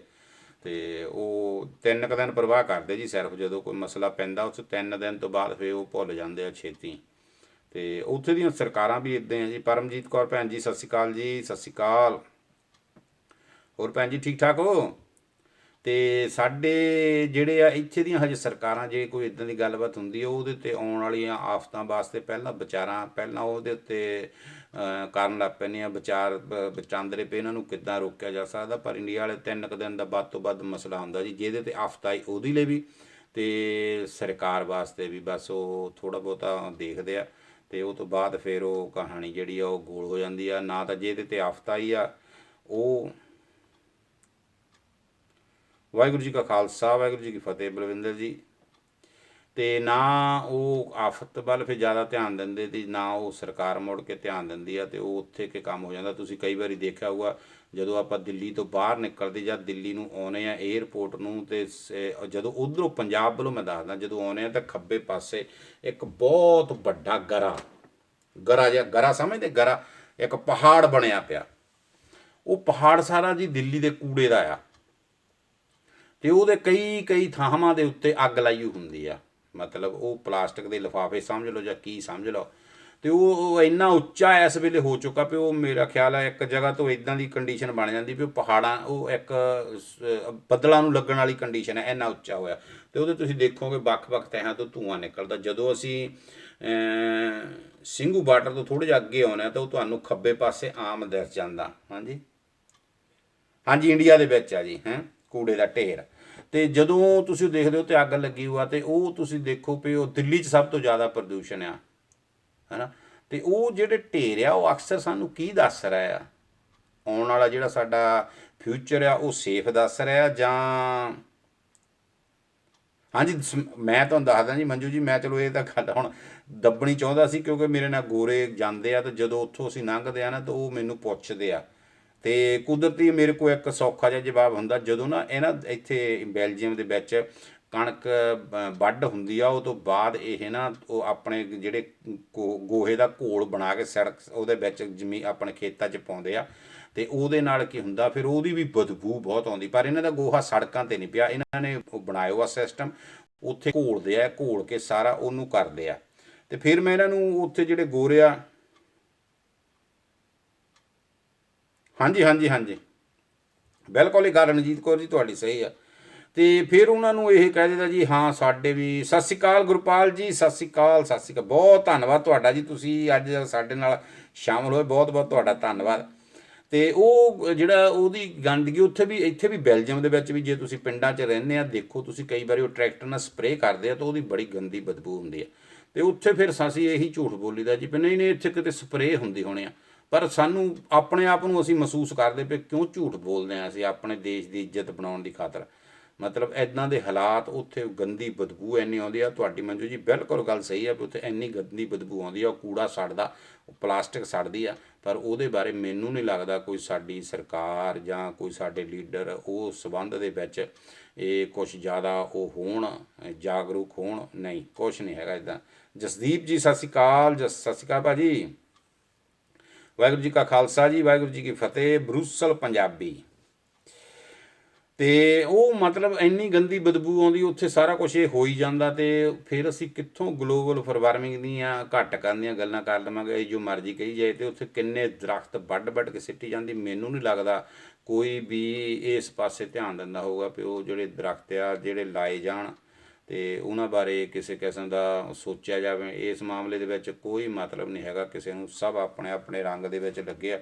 ਅਤੇ ਦੇਖੋ ਇੱਥੇ ਸਭ ਕੁਛ ਦਰੱਖਤ ਵੀ ਹੈਗੇ, ਸਭ ਕੁਛ ਹੈਗਾ, ਫਿਰ ਜੇ ਇਸ ਕੰਟਰੀ ਦੇ ਵਿੱਚ ਇਹੋ ਜਿਹੀਆਂ ਹੜ੍ਹ ਵਾਲੀਆਂ ਜਾਂ ਪੋਜੀਸ਼ਨਾਂ ਬਣ ਸਕਦੀਆਂ ਅਤੇ ਆਪ ਅਸੀਂ ਹਿਸਾਬ ਲਾਈਏ ਜਿੱਥੇ ਸਾਡੇ ਜੰਗਲ ਦੇ ਜੰਗਲ ਵੱਢ ਕੇ ਖਾਲੀ ਮੈਦਾਨ ਕਰ ਦਿੱਤੇ ਗਏ ਆ, ਉੱਥੇ ਕਿੱਦਾਂ ਦੇ ਹਾਲਾਤ ਬਣਨਗੇ ਜੇ ਰੱਬ ਨਾ ਕਰੇ ਕੋਈ ਉਨੀ ਕੀ ਗੱਲ ਹੁੰਦੀ ਹੈ ਤਾਂ ਕੁਛ ਉੱਥੇ ਲੱਭਣ ਵਾਲੀ ਗੱਲ ਨਹੀਂ ਹੈਗੀ। ਅਤੇ ਇਸ ਕਰਕੇ ਇਸ ਚੀਜ਼ਾਂ ਬਾਰੇ ਬਹੁਤ ਧਿਆਨ ਦੇਣ ਦੀ ਲੋੜ ਹੈ ਜੀ, ਪਰ ਅਸੀਂ ਕੁਛ ਕਰ ਨਹੀਂ ਸਕਦੇ। ਸਾਡੇ ਜਿਹੜੇ ਆ ਨਾ ਆਪਣੀ ਜਿਹੜੀ ਸਾਡੀ ਲੀਡਰਸ਼ਿਪ ਆ ਜਾਂ ਸਾਡੀ ਜਿਹੜੀ ਇਹ ਇਸ ਪਾਸੇ ਬਹੁਤ ਘੱਟ ਧਿਆਨ ਦਿੰਦੀ ਹੈ ਜੀ। ਇੱਕ ਵਾਰੀ ਕਹਿੰਦੇ ਨਾ ਬਸ ਸਾਡੇ ਤਾਂ ਇਹ ਆ ਜੀ ਵੀ ਫਰੀ ਦਾ ਕੀ ਮਿਲਣਾ, ਹੁਣ ਆਹ ਦੇਖੋ ਇਲੈਕਸ਼ਨ ਆ, ਫਰੀ ਦੀਆਂ ਗੱਲਾਂ ਚੱਲ ਪਈਆਂ ਵੀ ਆਹ ਫਰੀ ਦਿਆਂਗੇ, ਆਹ ਫਰੀ ਮਿਲੂਗਾ, ਇੱਦਾਂ ਫਰੀ ਹੋਊਗਾ, ਇਹ ਫਰੀ ਦੇਵਾਂਗੇ। ਇੱਕ ਵਾਰੀ ਕਹਿੰਦੇ ਜੰਗਲ ਦੇ ਵਿੱਚ ਇਲੈਕਸ਼ਨ ਕਰਨੀ ਸੀਗੀ ਅਤੇ ਸ਼ੇਰ ਸਾਹਿਬ ਭੇਡਾਂ ਦੇ ਕੋਲ ਆਏ, ਕਹਿੰਦੇ ਵੀ ਮੈਂ ਨਾ ਜੇ ਮੁੱਖ ਮੰਤਰੀ ਬਣ ਗਿਆ ਜੰਗਲ ਦਾ ਜਾਂ ਪ੍ਰਧਾਨ ਮੰਤਰੀ ਬਣ ਗਿਆ ਅਤੇ ਮੈਂ ਤੁਹਾਨੂੰ ਬਹੁਤ ਵਧੀਆ ਵਧੀਆ ਕੰਬਲ ਦਊਂਗਾ। ਭੇਡਾਂ ਬੜੀਆਂ ਖੁਸ਼ ਹੋਈਆਂ ਵੀ ਕਮਾਲ ਦੀ ਗੱਲ ਹੈ ਵੀ ਕੰਬਲ ਮਿਲਣਗੇ ਸਾਨੂੰ, ਹੈ ਨਾ। ਉਹ ਕਹਿੰਦੇ ਜੀ ਅਸੀਂ ਬੂਟਾਂ ਸ਼ੇਰ ਰਾਜਾ ਜੀ ਤੁਹਾਨੂੰ ਪਾਵਾਂਗੇ, ਕੋਈ ਚਿੰਤਾ ਨਾ ਕਰੋ। ਚਲੋ ਸਾਰਿਆਂ ਨੇ ਤਿਆਰ ਕਰ ਲਿਆ। ਉਹ ਵਿੱਚ ਕੋਈ ਮੇਮਣਾ ਖੜਾ ਸੀ, ਉਹ ਮੇਮਣਾ ਮਾਂ ਨੂੰ ਪੁੱਛਦਾ, ਕਹਿੰਦਾ ਮਾਂ ਵੀ ਜਿਹੜੇ ਕੰਬਲ ਬਣਨੇ ਆ ਇਹਨਾਂ ਦੇ ਜਿਹੜੇ ਬਾਲ ਆਉਣੇ ਆ ਜਿਹਦੇ ਨਾਲ ਉਹ ਕੰਬਲਾਂ ਦੀ ਬੁਣਤੀ ਹੋਣੀ ਆ, ਬਣਾਈ ਜਾਣੇ ਆ, ਇਹ ਬਾਲ ਕਿੱਥੋਂ ਆਉਣਗੇ? ਅਤੇ ਫਿਰ ਮਾਂ ਨੂੰ ਚੇਤਾ ਆਇਆ ਵੀ ਇਹ ਤਾਂ ਸਾਨੂੰ ਮੁੰਨਣਗੇ ਇਹ, ਕਿਉਂਕਿ ਬਾਲ ਤਾਂ ਹੋਰ ਕਿਤੇ ਆਉਣੇ ਨਹੀਂ, ਭੇਡਾਂ ਦੇ ਗਰਮ ਬਾਲ ਹੋਰ ਕਿਤੇ ਆਉਣੇ ਨਹੀਂ, ਭੇਡਾਂ ਦੀ ਉੱਨ ਕਿੱਥੋਂ ਬਣਨੀ ਆ, ਭੇਡਾਂ ਦੀ ਛਿੱਲ ਲੈਂਦੀ ਆ। ਫਿਰ ਉਹਨੂੰ ਚੇਤਾ ਆਇਆ ਵੀ ਇਹ ਤਾਂ ਜਿਹੜੇ ਇਹਨਾਂ ਨੇ ਸਾਡੀ ਪਿੱਠ ਮੁੰਨ ਕੇ, ਸਾਨੂੰ ਮੁੰਨ ਕੇ ਉਹਦੇ ਕੰਬਲ ਤਿਆਰ ਹੋਣੇ ਆ, ਅਤੇ ਇਹ ਤਾਂ ਸਾਡਾ ਮਾਲ ਸਾਡੇ 'ਤੇ ਆ ਗਿਆ, ਹੈ ਨਾ। ਅਤੇ ਇਸ ਕਰਕੇ ਅਸੀਂ ਬਹੁਤ ਕਈ ਵਾਰੀ ਸੋਚਦੇ ਹਾਂ, ਤੁਸੀਂ ਅੱਜ ਵੀ ਤਰੀਕ 'ਚ ਦੇਖੋ ਵੀ ਕਿਸੇ ਮੰਤਰੀ ਨੇ ਜਾਂ ਕਿਸੇ ਨੇ ਇਸ ਪਾਸੇ ਸੋਚਿਆ ਹੋਵੇ ਜਾਂ ਉਹਨੂੰ ਕਿਸੇ ਘਰ ਜਾ ਕੇ ਆਪਣੀ ਜੇਬ 'ਚੋਂ 5000 10,000 ਦਿੱਤਾ ਹੋਵੇ ਕਿਸੇ ਨੂੰ ਵੀ ਭਾਈ ਤੂੰ ਔਖਾ ਆ, ਤੇਰੀ ਮਦਦ ਅਸੀਂ ਕਰਦੇ ਹਾਂ, ਇਹ ਨਹੀਂ ਕਦੀ ਵੀ ਹੋ ਸਕਦਾ। ਸਾਰਾ ਕੁਛ ਸਾਡਾ ਜਾਂ ਸਾਡਾ ਹੀ ਇਹ ਲੁੱਟ ਕੇ ਸਾਨੂੰ ਘੁਮਾ ਕੇ ਮੁੱਕ ਦੇ ਜਾਂਦੇ। ਪਰ ਸਾਡੇ ਲੋਕ ਇਸ ਗੱਲੋਂ ਬਹੁਤ ਦੇਖੋ ਰਣਜੀਤ ਕੌਰ ਜੀ, ਖੰਡ ਪਾਠ ਕਰਾਉਣ ਦੇ ਨਾਲ ਭੁੱਲ ਨਹੀਂ ਬਖਸ਼ਦੀ, ਇਹ ਸਿਰਫ ਸਾਡੇ ਇੱਕ ਦਿਲ ਦਾ ਵਹਿਮ ਆ ਵੀ ਅਸੀਂ ਖੰਡ ਪਾਠ ਕਰਾ ਕੇ ਭੁੱਲ ਬਖਸ਼ਾ ਲਾਂਗੇ, ਇਹ ਕਦੀ ਨਹੀਂ ਹੁੰਦਾ। ਇਹ ਇੱਕ ਇਹਨਾਂ ਨੇ ਆਪਣੇ ਆਪ ਨੂੰ ਸੇਫ ਕਰਨ ਦਾ ਇਹ ਕੰਮ ਬਣਾਇਆ ਵੀ ਇਹ ਖੰਡ ਪਾਠ ਸਾਹਿਬ ਕਰਾ ਕੇ ਭੁੱਲ ਬਖਸ਼ ਹੋ ਜਾਊਗੀ। ਖੰਡ ਪਾਠ ਸਾਹਿਬ ਕਰਾ ਕੇ ਕਦੀ ਭੁੱਲ ਨਹੀਂ ਬਖਸ਼ਾਈ ਜਾਂਦੀ, ਭੁੱਲ ਤਾਂ ਨਾ ਹੀ ਕਰੋ ਤਾਂ ਚੰਗਾ ਆ। ਜੇ ਆਪਾਂ ਇਹ ਗੱਲ ਲੈ ਕੇ ਚੱਲੀਏ ਵੀ ਆਪਾਂ ਅਖੰਡ ਪਾਠ ਸਾਹਿਬ ਕਰਾ ਕੇ ਭੁੱਲ ਬਖਸ਼ਾ ਲਈ, ਇਹ ਗੱਲ ਨਹੀਂ ਹੋ ਸਕਦੀ। ਇਹ ਤਾਂ ਲੋਕਾਂ ਨੇ ਸਿਰਫ ਨਮਸਕਾਰ ਜੀ, ਨਮਸਕਾਰ, ਸਤਿ ਸ਼੍ਰੀ ਅਕਾਲ ਜੀ, ਨਮਸਕਾਰ ਜੀ ਨੀਲਮ ਜੀ, ਇਹ ਤਾਂ ਆਪਾਂ ਸਿਰਫ ਇਹ ਗੱਲ ਸੋਚ ਲੈਂਦੇ ਹਾਂ ਵੀ ਅਸੀਂ ਉੱਥੇ ਜਾ ਕੇ ਆ ਸੁੱਖ ਲਿਆ ਅਤੇ ਸਾਡੀ ਭੁੱਲ ਬਖਸ਼ਾ ਹੋ ਜਾਊਗੀ। ਅਤੇ ਪਰ ਆਪਾਂ ਇਹ ਜੇ ਕਿਉਂ ਇਸੇ ਕਰਕੇ ਅਸੀਂ ਕਈ ਵਾਰੀ ਜ਼ਿਆਦਾ ਭੁੱਲ ਕਰ ਲੈਂਦੇ ਹਾਂ ਵੀ ਚਲੋ ਕੋਈ ਨਹੀਂ ਜੀ ਸ਼ਾਮ ਨੂੰ ਅਰਦਾਸ ਕਰ ਲੈਣੀ ਆ, ਇਦਾਂ ਦੀਆਂ ਗੱਲਾਂ ਆਪਾਂ ਜੇ ਸੋਚਦੇ ਰਹੀਏ ਤਾਂ ਫਿਰ ਭੁੱਲਾਂ ਬਹੁਤ ਜ਼ਿਆਦਾ ਹੁੰਦੀਆਂ ਬੈਟਰ ਇਹਦੇ ਨਾਲੋਂ। ਦੇਖੋ ਇਨਸਾਨ ਬਿਲਕੁਲ ਹਰ ਬੰਦਾ ਜਿਹੜਾ, ਹਾਂਜੀ ਬਿਲਕੁਲ ਜੀ, ਮੈਂ ਤਾਂ ਕਹਿੰਦਾ ਚਾਹੇ ਗੰਗਾ ਨਹਾ ਲਓ, ਜੋ ਮਰਜ਼ੀ ਕਰ ਲਓ, ਕਦੀ ਇਦਾਂ ਭੁੱਲਾਂ ਨਹੀਂ ਬਖਸ਼ਾਈਆਂ ਜਾਂਦੀਆਂ।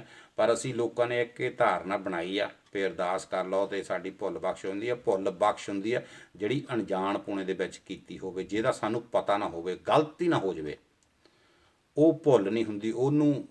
ਜਾਂ ਹਾਂ ਭੁੱਲ ਅਸੀਂ ਕਰ ਲਈਏ ਕਿਸੇ ਦੀ ਜਾਨ ਬਚਾਉਣ ਲਈ, ਕੋਈ ਚੰਗਾ ਕੰਮ ਹੁੰਦਾ ਹੋਵੇ ਉਹਦੇ ਲਈ ਅਸੀਂ ਝੂਠ ਬੋਲ ਲਈਏ ਵੀ ਨਹੀਂ ਨਹੀਂ ਯਾਰ ਰਹਿਣ ਦੇ, ਇੱਦਾਂ ਨਹੀਂ, ਹੈ ਨਾ, ਉਹਦੇ ਲਈ ਤਾਂ ਇਹ ਗੱਲ ਜਿਹੜੀ ਆ ਉਹ ਭੁੱਲ ਬਖਸ਼ਾਈ ਜਾ ਸਕਦੀ। ਜਿਹੜੀ ਅਸੀਂ ਕਿਸੇ ਦੇ ਢਿੱਡ 'ਚ ਛੁਰਾ ਮਾਰ ਕੇ ਅਖੰਡ ਪਾਠ ਸਾਹਿਬ ਕਰਾ ਦਈਏ, ਜਾਂ ਕਿਸੇ ਦਾ ਹੱਕ ਖਾ ਕੇ ਛੁਰਾ ਮਾਰ ਕੇ ਜਾਂ ਹੱਕ ਖਾ ਕੇ ਅਸੀਂ ਕਿ ਭੁੱਲ ਬਖਸ਼ਾਉਣ ਜਾਈਏ, ਅਖੰਡ ਪਾਠ ਕਰਾਈਏ, ਚਾਹੇ ਮੰਦਿਰ 'ਚ ਟੱਲ ਵਜਾਈਏ, ਉਹਦੇ ਨਾਲ ਮੈਨੂੰ ਨਹੀਂ ਲੱਗਦਾ, ਮੇਰੀ ਸੋਚਣੀ ਤਾਂ ਇਹ ਕਹਿੰਦੀ ਹੈ ਵੀ ਉਹਦੇ ਨਾਲ ਮੈਨੂੰ ਨਹੀਂ ਲੱਗਦਾ ਵੀ ਭੁੱਲ ਕਿਸੇ ਦੀ ਬਖਸ਼ਦੀ ਹੋਊਗਾ, ਪਰਮਾਤਮਾ ਉਹਨੂੰ ਬਖਸ਼ਦਾ ਹੋਊਗਾ। ਇਹ ਗੱਲ ਸਿਰਫ ਆਪਾਂ ਇੱਕ, ਜਾਂ ਇਹ ਕਹਿ ਲਓ ਵੀ ਮੈਂ ਗੱਲ ਕਹਿਣੀ ਨਹੀਂ ਚਾਹੁੰਦਾ ਵੀ, ਜਾਂ ਸਮਝ ਲਓ ਵੀ ਸਾਡੇ ਜਿਹੜੇ ਧਾਰਮਿਕ ਲੋਕ ਆ ਉਹਨਾਂ ਨੇ ਆਪਣੀਆਂ ਦੁਕਾਨਾਂ ਚਲਾਉਣ ਵਾਸਤੇ ਇਹ ਗੱਲ ਬਣਾਈ ਆ। ਪਰ ਮੈਨੂੰ ਲੱਗਦਾ ਵੀ ਅਸੀਂ ਪੈਟਰੇ ਆ ਭੁੱਲ ਕਰੀਏ ਹੀ ਨਾ, ਤੇ ਜੇ ਕਰੀਏ ਤੇ ਉਹਦਾ ਕੁਝ ਚੰਗਾ ਰਿਜ਼ਲਟ ਨਿਕਲਣਾ ਹੋਵੇ ਤਾਂ ਕਰੀਏ, ਅਦਰਵਾਈਜ਼ ਭੁੱਲ ਕਰਨੀ ਬਹੁਤ ਮੈਨੂੰ ਲੱਗਦਾ ਮਾੜੀ ਗੱਲ ਆ। ਬਾਕੀ ਇਨਸਾਨ ਭੁੱਲਣ ਹਾਰਿਆ, ਮੈਂ ਇਸ ਗੱਲ ਨਾਲ ਸਹਿਮਤ ਹਾਂ ਵੀ ਭੁੱਲ ਹੋ ਜਾਂਦੀ ਆ, ਪਰ ਜਿਹੜੀ ਅਣਜਾਣ ਪੁਣੇ 'ਚ ਕੋਈ ਭੁੱਲ ਹੋ ਜਾਂਦੀ ਆ। ਮੈਂ ਕੱਲ ਪਰਸੋਂ ਕਿਤੇ ਗੱਲ ਸੁਣਾ ਰਿਹਾ ਸੀ, ਸਾਡੇ ਮੇਰੇ ਸ਼ਹਿਰ ਦੀ ਗੱਲ ਆ, ਕਿਸੇ ਬੰਦੇ ਨੇ ਕਿਸੇ ਲੜਕੀ ਨੂੰ ਛੇੜ ਦਿੱਤਾ, ਤੇ ਜਦੋਂ ਪਿੰਡ ਸਵੇਰ ਨੂੰ ਉਹ ਲੋਕ ਇਕੱਠੇ ਹੋਏ, ਉਹਨਾਂ ਲੜਕੀ ਨੇ ਦੱਸਿਆ ਵੀ ਮੇਰੇ ਨਾਲ ਇੱਦਾਂ ਕੀਤੀ, ਆਪਣੇ ਮਾਂ-ਬਾਪ ਨੂੰ ਦੱਸਿਆ। ਉਹ ਬੰਦੇ ਨੇ ਆਪਣੇ ਮਹੱਲੇ ਦੇ 4 ਬੰਦੇ ਇਕੱਠੇ ਕੀਤੇ ਤੇ ਉਹਨੂੰ ਬੁਲਾਇਆ, ਜਿਸ ਬੰਦੇ ਨੇ ਉਹ ਗਲਤੀ ਕੀਤੀ ਸੀ। ਤੇ ਉਹ ਕਹਿੰਦਾ ਜੀ ਮੈਂ ਰਾਤੀ ਜੀ ਸੌਰੀ ਪੀਤੀ ਖਾਧੀ ਦੇ ਵਿੱਚ ਮੇਰੇ ਕੋਲੋਂ ਇਹ ਹੋ ਗਿਆ ਤੇ ਮੈਂ ਮਾਫੀ ਮੰਗਦਾ। ਚਲੋ ਜਿੱਦਾਂ ਵੀ ਉਹਨੂੰ ਕੀਤਾ ਆਪਣਾ ਕਰ ਲਿਆ। ਤੇ ਮੈਨੂੰ ਬੜਾ ਗੁੱਸਾ ਜਿਹਾ ਇਸ ਗੱਲ ਦਾ ਲੱਗਾ। ਉਹ 5-7 ਦਿਨ ਲੰਘੇ, 5-7 ਦਿਨ ਬਾਅਦ ਤੇ ਉਹ ਬੰਦਾ ਫੇਰ ਇਦਾਂ ਹੀ ਸ਼ਰਾਬ ਪੀ ਕੇ ਆਵੇ ਤਾਂ ਮੈਂ ਆਪਣੇ ਘਰ ਮੂਹਰੇ ਖੜਾ ਸੀਗਾ, ਤੇ ਉਹ ਫੇਰ ਇਦਾਂ ਹੀ ਲਟਕਦਾ ਜਿਹਾ ਆਵੇ, ਬੜਾ ਮੈਨੂੰ ਅਜੀਬ ਲੱਗਾ। ਤੇ ਕੁਛ ਉਹ ਧਰਮ ਦੇ ਨਾਲ ਵੀ ਸੰਬੰਧਿਤ ਰੱਖਦਾ ਸੀ। ਮੈਨੂੰ ਜ਼ਿਆਦਾ ਗੁੱਸਾ ਇਸ ਗੱਲ ਦਾ ਸੀ ਵੀ ਦਿਨ ਨੂੰ ਕੁਛ ਹੋਰ ਕਰਦਾ, ਰਾਤ ਨੂੰ ਇਹ ਪੀ ਕੇ ਪੁੱਠੀਆਂ ਹਰਕਤਾਂ ਕਰਦਾ, ਪਰ ਉਹ ਮੈਂ ਦੱਸ ਨਹੀਂ ਸਕਦਾ ਕਿ ਇਸ ਮੂਡ ਦਾ ਬੰਦਾ ਸੀ ਉਹ। ਤੇ ਉਹ ਜੀ ਜਾਂਦਾ ਆਉਂਦਾ ਤਾਂ ਮੈਂ ਗਲੀ ਦੇ ਵਿੱਚ ਮੋਹਰ ਨੂੰ ਹੋ ਕੇ, ਤੇ ਮੈਂ ਉਹ ਆਪਣੇ ਮੇਰੇ ਕੋਲ ਸੀ ਉਹ ਪਰਨਾ ਜਿਹਾ, ਮੈਂ ਉਹ ਮੂੰਹ 'ਤੇ ਐਂ ਕੀਤਾ, ਮੈਂ ਉਹਦੇ 5-7 ਚਪੇੜਾਂ ਮਾਰ ਦਿੱਤੀਆਂ। ਉਹ ਸ਼ਰਾਬੀ ਸੀ, ਉਹ ਡਿੱਗ ਪਿਆ। ਡਿੱਗਣ ਤੋਂ ਬਾਅਦ ਸਵੇਰ ਨੂੰ ਜੀ ਫਿਰ ਉਹੀ ਬੰਦੇ ਇਕੱਠੇ ਹੋ ਗਏ ਜੀ, ਫਿਰ ਰਾਤੀ ਇਹਨੂੰ ਅਮਰਜੀਤ ਨੇ ਕੁੱਟਿਆ। ਮੈਂ ਕਿਹਾ ਵੀ ਮੈਂ ਤਾਂ ਕੁੱਟਿਆ ਨਹੀਂ, ਮੈਂ ਤਾਂ ਕੁੱਟਿਆ ਨਹੀਂ। ਕਹਿੰਦੇ ਵੀ ਤੂੰ ਕੁੱਟਿਆ। ਮੈਂ ਕਿਹਾ ਦੇਖੋ ਇਹਨੂੰ ਪਰਸੋਂ ਸ਼ਰਾਬ ਪੀਤੀ, ਇਹਨੂੰ ਕੁੜੀ ਨੂੰ ਛੇੜਿਆ, ਹੈ ਨਾ। ਹਾਂਜੀ ਬਿਲਕੁਲ ਰਿਸ਼ਪਾਲ ਜੀ, ਸਹੀ ਗੱਲ ਆ। ਤੇ ਮੈਂ ਕਿਹਾ ਇਹਨੂੰ ਪਰਸੋਂ ਕੁੜੀ ਨੂੰ ਛੇੜਿਆ, ਤੇ ਇਹਨੇ ਇਹ ਗੱਲ ਕਹਿ ਦਿੱਤੀ ਵੀ ਮੈਂ ਪੀਤੀ ਖਾਧੀ 'ਚ ਕਰ ਦਿੱਤਾ, ਮੈਨੂੰ ਪਤਾ ਨਹੀਂ ਲੱਗਾ। ਤੇ ਇਹਨੂੰ ਰਾਤੀ ਕਦੋਂ ਪਤਾ ਲੱਗ ਗਿਆ? ਰਾਤੀ ਤਾਂ ਉਹਦੇ ਨਾਲ ਵੀ ਜ਼ਿਆਦਾ ਪੀਤੀ ਸੀ ਵੀ ਮੈਂ ਇਹਦੇ 'ਚ ਪੇੜਾ ਮਾਰੀਆਂ। ਇਸ ਕਰਕੇ ਇਹ ਜਿਹੜੀਆਂ ਭੁੱਲਾਂ ਅਸੀਂ ਕਰਦੇ ਹਾਂ ਨਾ, ਇਹਨਾਂ ਨੂੰ ਅਸੀਂ ਕਿੰਨਾ ਕਹਦੇ ਹਾਂ ਵੀ ਅਸੀਂ ਅਖੰਡ ਪਾਠ ਸਾਹਿਬ ਕਰਾ ਕੇ ਇਹ ਬਖਸ਼ ਹੋ ਸਕਦੀਆਂ। ਨਾ ਨਾ ਨਾ, ਇਹ ਨਹੀਂ ਬਖਸ਼ ਹੋਣੀਆਂ ਜੀ। ਜੇ ਅਸੀਂ ਇਹ ਗੱਲ ਦਾ ਬਹਾਨਾ ਲਾ ਦਿੰਦੇ ਪਏ ਤਾਂ ਨਹੀਂ ਮੇਰੀ ਤਾਂ ਇਹ ਮੇਰੀ ਜਿਹੜੀ ਆ ਇਹ ਮੈਨੂੰ ਪੀਤੀ ਖਾਧੀ 'ਚ ਹੋ ਗਈ ਭੁੱਲ, ਇਹ ਭੁੱਲ ਕੋਈ ਨਹੀਂ ਜੀ, ਇਹ ਤਾਂ ਅਸੀਂ ਖੁਦ ਕਰ ਰਹੇ ਹਾਂ। ਪੀਤੀ ਦਾ ਤਾਂ ਅਸੀਂ ਬਹਾਨਾ ਲਾ ਰਹੇ ਹਾਂ। ਤੇ ਜੇ ਫਿਰ ਸ਼ਾਮ ਨੂੰ ਜਾ ਕੇ ਜਾਂ ਸਵੇਰ ਨੂੰ ਜਾ ਕੇ ਅਸੀਂ,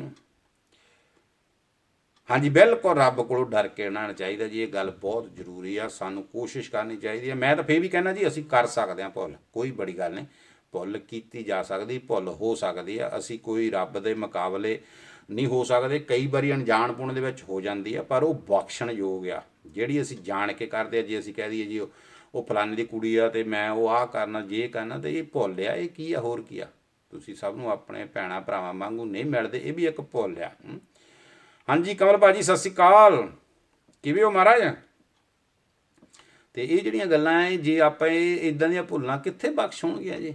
ਜੇ ਆਪਾਂ ਇਹਨਾਂ ਚੀਜ਼ਾਂ ਨੂੰ ਅਖੰਡ ਪਾਠ ਸਾਹਿਬ ਨਾਲ ਜਾਂ ਅਸੀਂ ਮੰਦਿਰ ਜਾ ਕੇ ਜਾਂ ਗੰਗਾ ਨਹਾ ਕੇ ਕਹਿ ਦਈਏ ਵੀ ਭੁੱਲ ਬਖਸ਼ਾ ਹੋ ਗਈ, ਤੇ ਮੈਨੂੰ ਨਹੀਂ ਲੱਗਦਾ ਰਣਜੀਤ ਕੌਰ ਜੀ ਇੱਦਾਂ ਦੀਆਂ ਭੁੱਲਾਂ ਪਰਮਾਤਮਾ ਬਖਸ਼ਦਾ ਹੋਊਗਾ। ਮੈਨੂੰ ਤਾਂ ਲੱਗਦਾ ਇਹਨਾਂ ਦੀ ਸਜ਼ਾ ਜਿਹੜੀ ਆ ਇਸੇ ਧਰਤੀ 'ਤੇ ਮਿਲਣੀ ਆ। ਉੱਪਰ ਬਾਰੇ ਤਾਂ ਆਪਾਂ ਕਰ ਨਹੀਂ ਜੀ ਸਕਦੇ, ਇੱਥੇ ਮੈਨੂੰ ਲੱਗਦਾ ਜ਼ਰੂਰ ਮਿਲੂਗੀ ਇਸ ਧਰਤੀ ਦੇ ਉੱਤੇ। ਤੇ ਇਹ ਸਜ਼ਾ ਤੋਂ ਆਪਾਂ ਬਚ ਨਹੀਂ ਸਕਦੇ ਕਿਸੇ ਵੀ ਕੀਮਤ 'ਤੇ। ਬਾਕੀ ਜੋ ਮਰਜ਼ੀ ਕਹੀ ਜਾਈਏ, ਲੋਕਾਂ ਨੂੰ ਬੇਵਕੂਫ ਬਣਾਉਣ ਲਈ ਆਪਾਂ ਜੋ ਮਰਜ਼ੀ ਕਹਿ ਲਈਏ ਜੀ ਮੈਂ ਅਖੰਡ ਪਾਠ ਕਰਾ ਕੇ ਸਾਡੇ ਲੀਡਰ ਕਰਦੇ ਇਹੀ ਆ। ਜਿਹੜੀ ਤੁਸੀਂ ਗੱਲ ਕੀਤੀ ਹੈ ਇਹ ਬਿਲਕੁਲ ਸਹੀ ਆ, ਸਾਡੇ ਲੀਡਰ ਇਹੀ ਕਰਦੇ ਆ। ਤੁਸੀਂ ਪਿੱਛੇ ਨਹੀਂ ਦੇਖਿਆ ਜੁੱਤੀਆਂ ਲਾਪਿਆ ਸਾਫ਼ ਕਰਨ ਜਾ ਕੇ? ਹਾਂਜੀ ਭਾਜੀ ਠੀਕ ਆ, ਬਿਲਕੁਲ ਕਮਾ ਭਾਜੀ ਬਿਲਕੁਲ ਸਹੀ ਆ ਭਾਜੀ, ਕਿਰਪਾ ਤੁਹਾਡੀ ਮਾਲਕੋ। ਤੇ ਜੇ ਆਪਾਂ ਕਹੀਏ ਵੀ ਉਹ ਉੱਥੇ ਜੁੱਤੀਆਂ ਸਾਫ਼ ਕਰਕੇ, ਜਾਂ ਮੈਂ ਅੱਜ ਇੱਕ ਸਵੇਰੇ ਛੋਟਾ ਜਿਹਾ ਆਰਟੀਕਲ ਜਿਹਾ ਪੜ੍ਹਨ ਲੱਗਾ ਸੀ, ਉਹ ਕਹਿੰਦਾ ਵੀ ਕਿਸੇ ਨੇ ਕੋਈ ਗਿਆ ਬਾਹਰ ਜੁੱਤੀ ਆਪਣੀ ਲਾ ਕੇ ਚਲਾ ਗਿਆ, ਤੇ ਜਦੋਂ ਵਾਪਸ ਆਇਆ ਤਾਂ ਜੁੱਤੀ ਉਹਨੂੰ ਪੁੱਛਦੀ ਵੀ ਤੂੰ ਮੈਨੂੰ ਅੱਜ ਕਿੱਥੇ ਲੈ ਕੇ ਆਇਆ ਸੀ। ਉਹ ਕਹਿੰਦਾ ਕਿਉਂ, ਕਹਿੰਦੀ ਨਹੀਂ ਸਾਰੇ ਬੋਲਦੇ ਆ ਜੀ, ਸਾਰੇ ਬੋਲਦੇ, ਇੱਦਾਂ ਦੀ ਗੱਲ ਨਹੀਂ ਹੈਗੀ। ਤੇ ਇਹ ਦੋਹਾਂ ਤੇ ਤਾਂ ਬੋਲਦੇ ਆ ਜੀ, ਇੱਕ ਅਕਾਲੀਆਂ ਤੇ ਬੋਲਦੇ ਆ ਜੀ, ਇੱਕ ਕੈਪਟਨ ਤੇ ਬੋਲਦੇ ਆ। ਅਕਾਲੀਆਂ ਨੇ ਜੋ ਬੇਅਦਬੀ ਦੇ ਮਸਲੇ ਆ ਉਹਨਾਂ ਨੂੰ ਜੋ ਕੀਤਾ ਉਹ ਸਾਰੀ ਦੁਨੀਆ ਨੂੰ ਪਤਾ, ਤੇ ਜੋ ਕੈਪਟਨ ਨੇ ਕੀਤਾ ਉਹ ਵੀ ਸਾਰੀ ਦੁਨੀਆ ਨੂੰ ਪਤਾ ਜੀ, ਸਾਰੇ ਲੋਕਾਂ ਨੂੰ ਪਤਾ ਜੋ ਵੀ ਆ। ਪਰ ਇਹ ਆ ਵੀ ਸਾਡੇ ਲੋਕ ਜਿਹੜੇ ਆ ਨਾ ਪੰਜਾਬੀ, ਇਹ ਸਮੇਂ ਤੇ ਆ ਕੇ ਵਿਕ ਜਾਂਦੇ ਆ।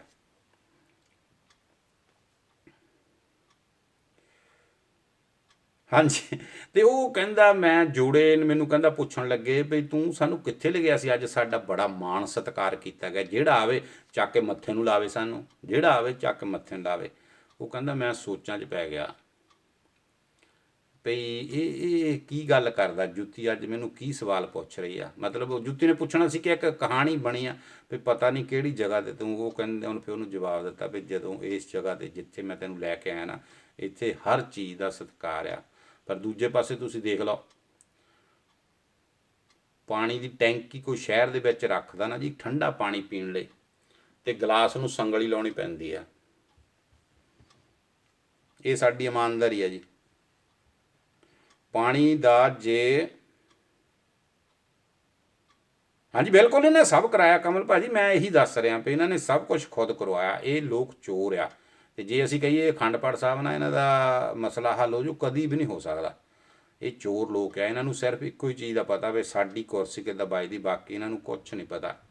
ਤੇ ਅੱਜ ਦੀ ਤਰੀਕ 'ਚ ਦੇਖੋ ਤੁਸੀਂ, ਪਾਣੀ ਦੀ ਟੈਂਕੀ ਰੱਖੋ, ਤੁਹਾਨੂੰ ਉੱਥੇ ਸੰਗਲ ਲਾਉਣਾ ਪੈਂਦਾ ਵੀ ਇਹ ਗਲਾਸ ਨਾ ਕੋਈ ਲੈ ਜਾਵੇ। ਚਾਹੇ ਉਹ ਟੈਂਕੀ ਤੁਸੀਂ ਗੁਰਦੁਆਰੇ ਦੇ ਮੂਹਰੇ ਰੱਖ ਦਿਓ, ਚਾਹੇ ਮੰਦਿਰ ਦੇ ਮੂਹਰੇ ਰੱਖ ਦਿਓ, ਚਾਹੇ ਬਾਜ਼ਾਰ 'ਚ ਰੱਖ ਦਿਓ, ਤੇ ਜਿਹੜਾ ਉੱਥੇ ਆਉਂਦਾ ਉਹ ਵੀ ਤਾਂ ਨੇੜੇ ਹੀ ਆਉਂਦਾ ਨਾ ਗੁਰਦੁਆਰੇ ਦੇ ਜਾਂ ਮੰਦਿਰ ਦੇ। ਫਿਰ ਤੁਸੀਂ ਦੇਖੋ ਜੁੱਤੀਆਂ ਸਭ ਤੋਂ ਵੱਧ ਕਿੱਥੋਂ ਚੱਕੀਆਂ ਜਾਂਦੀਆਂ, ਉਹ ਕਿੱਥੋਂ ਚੱਕਦੇ ਆ। ਬਾਜ਼ਾਰ 'ਚ ਤਾਂ ਕੋਈ ਲਾ ਕੇ ਖੜਦਾ ਨਹੀਂ, ਕਿੱਥੇ ਖੜਦੇ ਆ ਅਸੀਂ ਸਾਰੇ ਜਣੇ, ਜਾਂ ਜੁੱਤੀਆਂ ਗੁਰਦੁਆਰੇ ਲਾਉਂਦੇ ਆ, ਜਾਂ ਸਾਨੂੰ ਲਾਉਣੀਆਂ ਪੈਂਦੀਆਂ ਮੰਦਿਰ ਦੇ ਸਾਹਮਣੇ, ਔਰ ਉੱਥੋਂ ਜੁੱਤੀਆਂ ਚੱਕ ਹੁੰਦੀਆਂ। ਹਾਲਾਤ ਇਹੋ ਜਿਹਾ ਸਾਡੇ ਲੋਕਾਂ ਦੀ, ਇਹੋ ਜਿਹੀ ਸਾਡੀ ਸੋਚ ਬਣ ਗਈ ਆ। ਫਿਰ ਦੇਖੋ ਤੁਸੀਂ ਅੱਜ ਦੀ ਤਰੀਕ 'ਚ ਭੇਜ ਰਿਹਾ ਚੰਦ ਤੇ ਰਾਕਟ, ਸੌਰੀ ਮੈਂ ਇਹ ਗੱਲ ਕਹਿਣਾ, ਭੇਜ ਰਿਹਾ ਚੰਦ ਤੇ ਰਾਕਟ, ਪਰ ਉਹਦੇ ਮੂਹਰੇ ਬੈਠ ਕੇ ਲਲੇਰ ਭੰਨਣ ਲੱਗੇ ਹੋ ਤੁਸੀਂ।